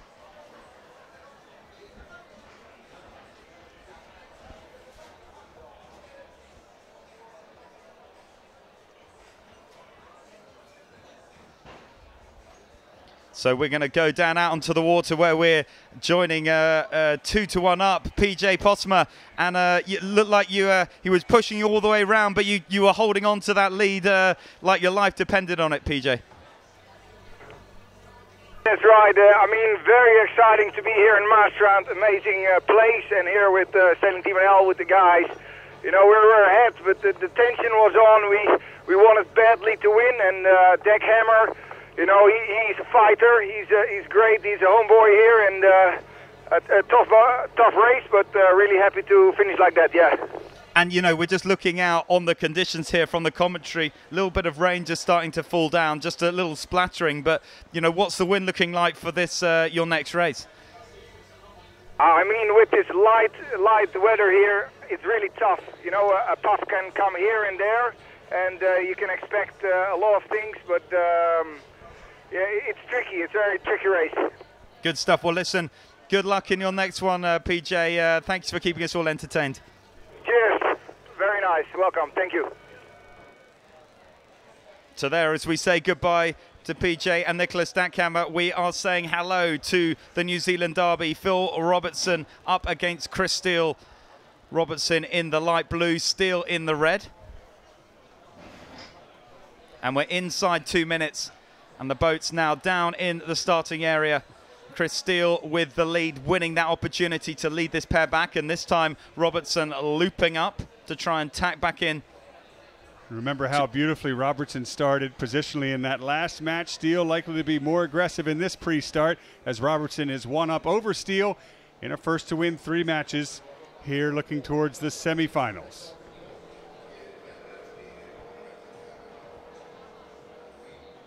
So bows coming down, Robertson looking to try and close down the gauge between these two sailors. Steele responds in the lure position to luff Robertson. Both boats much, much closer to the starting line. And I think with Steele owning that lead back, Robertson just sort of came in to try and spoil his party, if you like, looking to roll, almost looking to ruin the whole lead follow. And now it's all a sort of even Stevens mix up between the two boats, both through the tack, much more unconventional here. Robertson with the lead back away as Steele looks to follow, and he's turning down into a jibe. Robertson up into the tack, final 30 seconds. Robertson really mixing it up here. That hugely unconventional freestyle match racing from Robertson. As they both turn back up now, final 20 seconds. Steele looking to try and build, I think, as much speed as he can, and he's going to have a nice separated to leeward start. I like Steele's approach here. Robertson still looking to build speed as Chris Steele already up to speed, sailing back towards the line in the final few seconds. It looks like the Chris Steele show in the leeward position. The Turkish Airlines boat firing off the pin end of the line to win the start. Beautiful start for Chris Steele. Down to leeward. Phil Robertson just about a half a length behind and a little bit late. And that'll give the early advantage to Chris Steele heading into mark number 1. Half a length separating the two teams. And I just wonder if Steele is actually thinking about having a go and luffing up his opponent rather than accelerating around the mark. He luffed up for a second, kind of made a decision, and then pulled the trigger to go bow down into mark number 1 and extend his lead, with Robertson precariously close. And this is where the trailing boat can make a big jump in the first jibe as both boats head downwind and Chris Steele looks over his shoulder. Yeah, main sheet needs to be easy touch, huh? Ease, Andre. Nice, mate. Who will jibe first?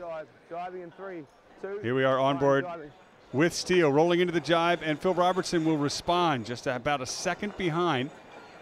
So with Steele coming out of the jibe first, he'll be looking to build speed and keep his bow forward and his air clear, but Robertson is right there, right on top of him. The two teams overlapped. Still a slight advantage to Steele. Yeah, just waiting for the build. Good pressure above. Coming down here. Speed build now. Steele will put his bow down a little bit. Easy on the trim. He's made a small gain there. Positionally, he's in a good spot between his opposition and the next mark. Robertson just to windward and behind in the blue boat. I can wind. I'm going to go right turn. How far away? Stand by right turn, guys. Already both teams deciding which mark they want to go around at the leeward gate and which way they want to go upwind. Right turn as we look downwind means this will be the final jibe for Steele, and he'll head to the left side near the rocks on the top of the screen at the bottom of the track. That's going to leave Robertson with an option to split to the right, and one extra jibe will also slow Robertson down. So advantage to Chris Steele into the leeward marks.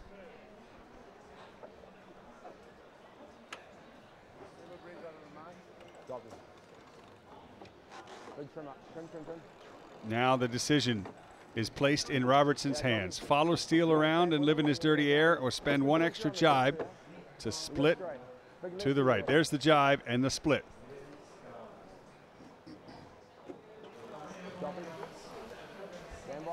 So Steele has the lead, tracking over to the left and now up into attack.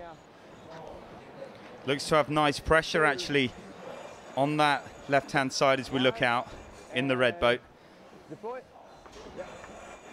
That shift doesn't look like it maybe went for him, but very slow now. But he will build. Never judge the positioning the moment the boats tag. It often sort of catches you out. Both boats moving now, but still was ahead, and undoubtedly I'd say Robertson's made a bit of a gain here. Robertson will have to tack and be down speed when he does so. However, the advantage is he'll have starboard tack. He'll have rights under the rules. Remember, he was behind and was forced to go to that right-hand gate. So if this is a gain, it will be thanks to Chris Steele. And here comes the cross. And he's going to be 3 lengths ahead. Well, both boats coming back together. Just hitting all the time. And Phil Robertson has made a massive gain on the right. Could hear the voice of Chris Steele there talking about he's a couple of lengths ahead. You can sense that frustration. And that gain was not a choice by Phil Robertson. It was actually a gift from Chris Steele. They had the option of which mark they wanted to go around, and they know that that's going to make Robertson go around the opposite gate. Robertson had to do an extra jibe, sail to this lower right-hand side, and that's where a big shift now has him in a 3-boat length lead. And with Phil Robertson actually on the ley line, you know, on these shorter courses, decisions like that so costly. You know, Steele has just given that lead away, and you know, it's you know, I hate it every time you say it, Tucker, that concept of it's his race to lose is one of those sort of concepts that I don't really like, but in this instance it sort of feels like that is what it is for Phil Robertson right now. You know, he's pointing at the top mark, he's only got to get to the finish and he's ahead. Hate is a strong word. I'll take that one out of my repertoire if you don't like it. No, it's not that I don't like it. Happy and comfortable. I think it only applies sometimes. It's certainly not every time you're in the lead that's the case. And actually, you know what? I don't actually think it applies here now either, because Robertson actually having to sail really high to try and lay that mark. And if he has to do an extra tack, well, you know what? That might open this whole race right back up. And look at the tide going from right to left, and that's sliding both boats to the left of the screen. Not a big problem for Robertson, but a major problem. Sorry, major problem for Robertson, trying to luff up to make the mark, and the speed is dropping with Steele coming from behind. They're going to have to tack and meet their opponent. Port starboard here at the top. Look at this now. Can he cross? Chris Steele's coming in on starboard tack. He has the right of way, and Robertson is just there like a big light blue wall. Come on, guys. And there, the big tack, the appeal for a penalty there from Steele, and you can just hear he's saying, come on, guys.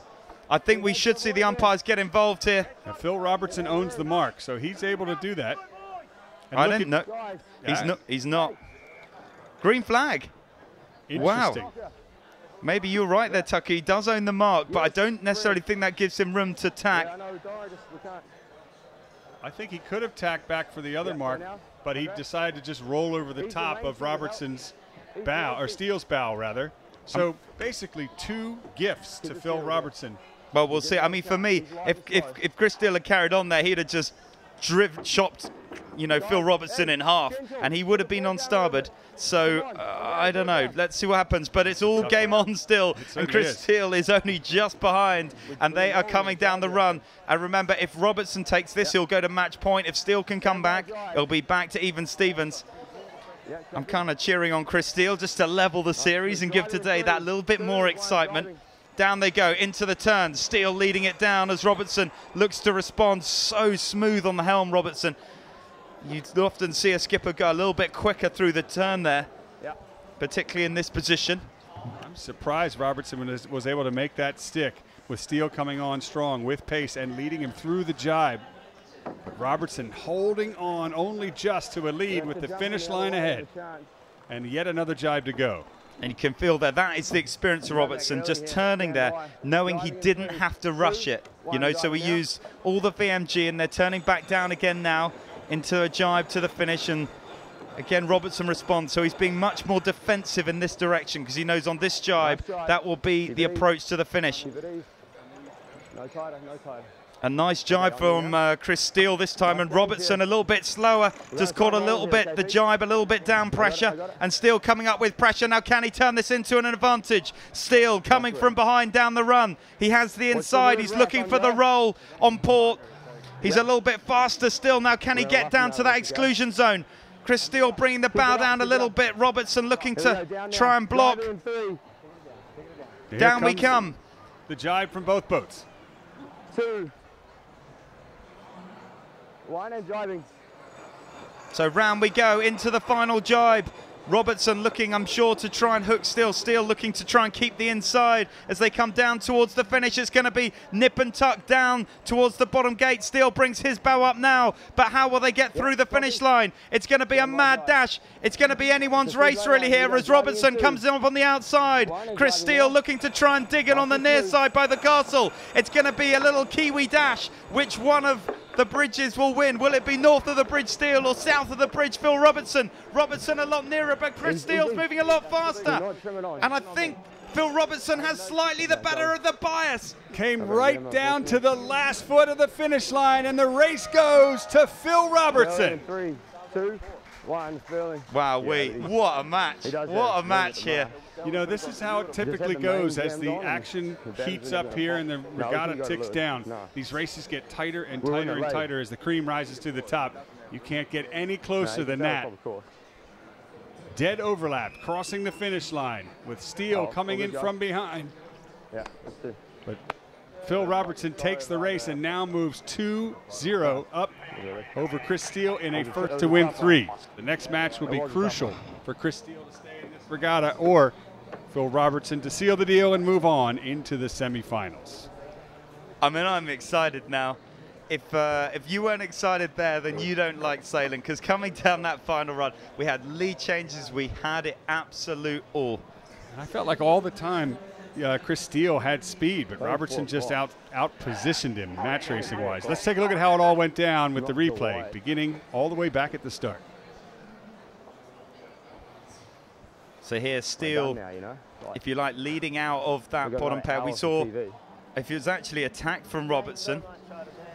You know, Steele did a lot of things right, to be fair. I mean, you know, he sort of does. I think he did more things right than Robertson, you know, but he made that critical mistake on the beat, really. But, you know, leading off the line, Steele looked strong. Everything was under control. And then down at the bottom, after Phil Robertson rounded the opposite mark, the one that Steele didn't choose, he came back with a big right-hander, and you know, he went from 10 or 15 seconds behind to 10 or 15 seconds ahead in that move.